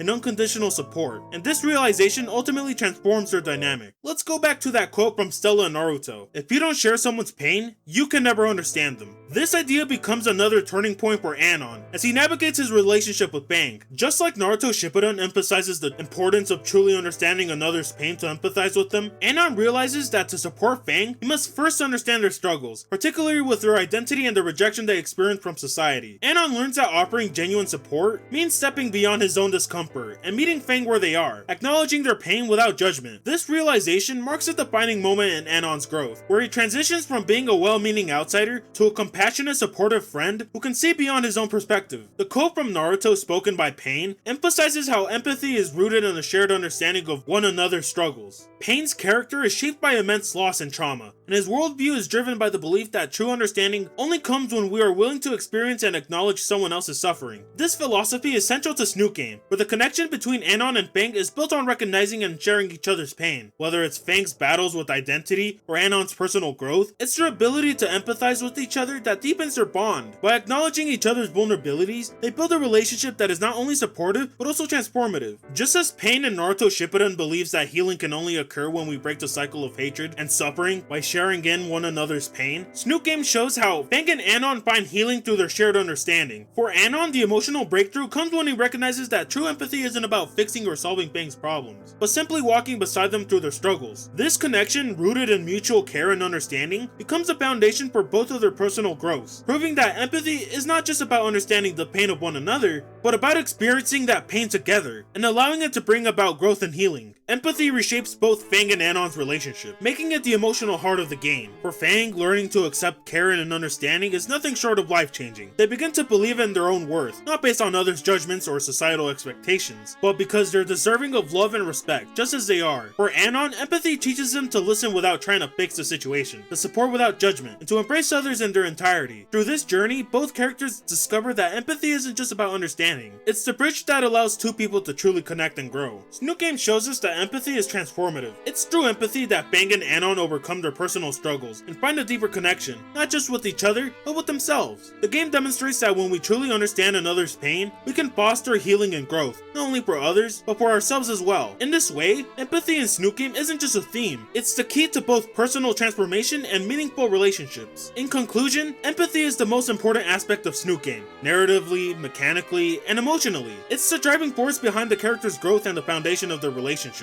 Narratively, empathy shapes the emotional arc of the story, as Anon and Fang's journey is built on understanding and supporting each other through their struggles. Mechanically, the game uses empathy to guide players' choices, encouraging players to engage with characters on a deeper level and to prioritize connection over conflict. Emotionally, it is the heart of the game, allowing both the characters and players to experience healing, growth, and change. Empathy is not just a theme in Snook Game, it is the mechanism through which the story unfolds, offering a powerful, relatable message about the transformative power of truly understanding and accepting one another. Speaking of a relatable message, let's touch on the other reason why I think Snook Game is the best dinosaur game of all time, other than its themes.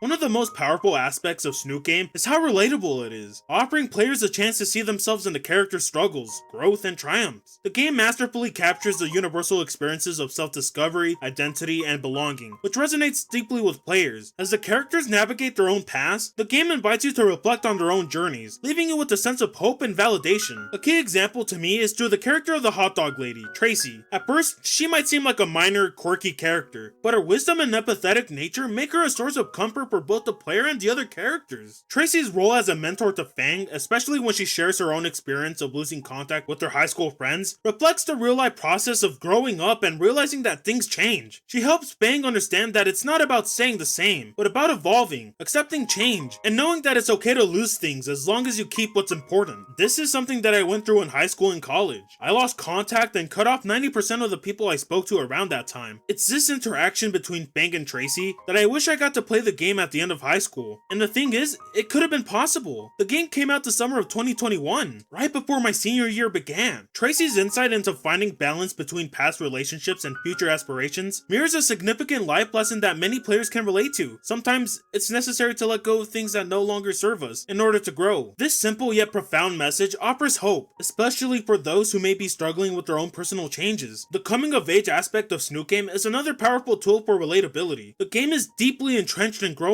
up, capturing the complexity of figuring out who you are and where you belong. Like any coming of age story, the characters face difficult decisions, emotional turmoil, and the pressure to conform, all while struggling to carve out their own identities. For many players, Fang struggles with identity, self-expression, and societal expectations mirror their own experiences of adolescence. The game beautifully portrays how the road to self-discovery is rarely smooth, but it is always worth the journey. The emotional weight of Fang's growth and Anon's support highlights how sometimes in life, the hardest part is simply being true to yourself. The relatability comes from the way these universal themes are explored. Players see their own growth mirrored in Fang and Anon's transformations. Through these characters, the game helps players recognize that their own personal growth doesn't have to be perfect, it just has to be real, and that's okay. Another respectable aspect of Snook Game is the theme of adapting to a new environment. Specifically the nervousness and anxiety that comes with moving to a new school. Anon's experience of transferring to Volcano High mirrors the discomfort and uncertainty many people feel when entering an unfamiliar setting. Whether it's a new job, a new school, a new home, the feeling of being out of place, unsure of where to sit at lunch, and trying to navigate a new social landscape are all too familiar for anyone who has had to start over in a new environment. Snook Game captures that nervous energy and the self-doubt that often accompanies it, making Anon's journey of finding his place at school both authentic romantic and relatable. As Anon begins to bond with Fang, the game shows that even in the face of discomfort, the potential for personal growth and meaningful relationships exist. It's a subtle but powerful reminder that the initial discomfort of change is temporary, and with time, things can improve. For anyone who has ever faced the challenge of starting over, Snook Game offers an emotional connection to the experience, showing that even through the most awkward moments, things can get better. Finally, the themes explored in Snook Game such as identity, empathy, and personal growth, Snook Game resonates deeply with players because of its powerful relatability and the sense of hope it conveys through its themes of self-discovery, belonging, and growth. It's a game that captures the universal experiences of struggling to find one's identity and learning how to cope with the inevitable changes life throws at us. The story's raw and honest portrayal of these challenges allows players to connect with the characters in meaningful ways, offering both comfort and encouragement to those who may be going through their own struggles. The game doesn't directly offer hope in a conventional way, but rather weaves it through its themes. Hope in Snook Game is presented through the character's journey, their resilience, and the relationships they form. This isn't a game where everything magically falls into place, but one where growth, change, and healing are possible, even in the most difficult situations. As Tracy wisely tells Fang, it's not about staying the same or clinging to past relationships. It's about embracing change and knowing that moving forward is part of the journey. This message reminds players that it's okay to let go,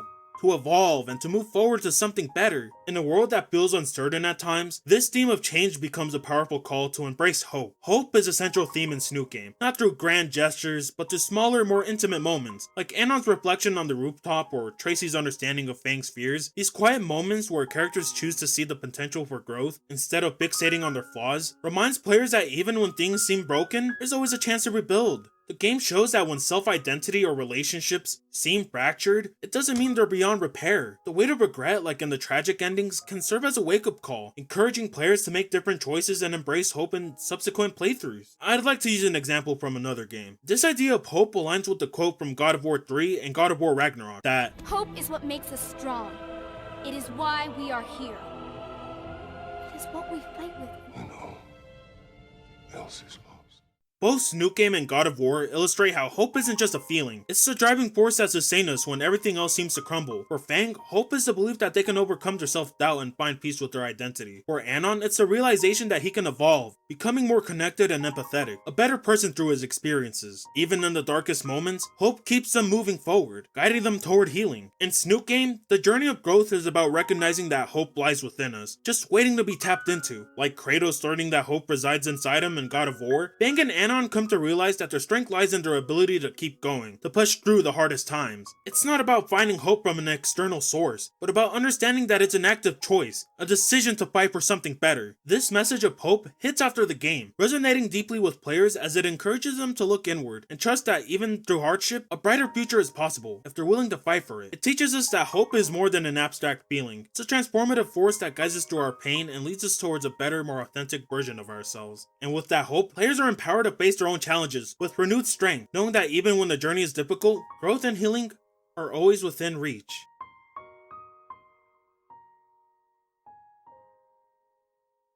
Snook Game stands out as a deeply emotional journey, resonating with players through its relatable characters, coming-of-age narrative, and powerful themes. It offers more than just entertainment. It provides a sense of connection, encouraging players to reflect on their own personal struggles with self-doubt, identity, and personal growth. Through Fang and Anon's adventure, the game explores the challenges of embracing who we truly are and finding our place in the world, offering a message of hope and self-acceptance that anyone who has ever felt lost or uncertain can relate to. What makes Snook Game unique is its ability to use its story, not just its setting or characters, but to explore universal themes of growth and belonging. The dinosaurs in the game aren't just there as creatures to fight or explore with, they represent deeper struggles with identity and self-expression. The real battle lies within, and the game captures the emotional weight of this process in a way that resonates with the player. Fang's journey of self-discovery and Anon's growth as a supportive partner show that change is messy and difficult, but it is always worth the effort. The game doesn't just entertain, it transforms. Snook Game invites us to embrace vulnerability, to understand each other through empathy, and to find strength in those connections. It shows us that growth doesn't happen in a straight line, bumpy, painful process of understanding ourselves and others. The story encourages us to trust in ourselves, to lean into hope, and to believe in the possibility of change, no matter how impossible it might seem. By weaving together themes of self-discovery, empathy, and growth, Snook Game offers a message that stays with the player long after they've put the game down. It encourages us to embrace who we truly are, and reminds us that growth, healing, and self-acceptance are possible.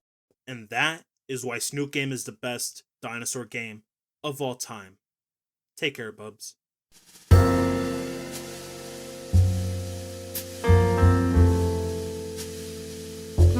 you.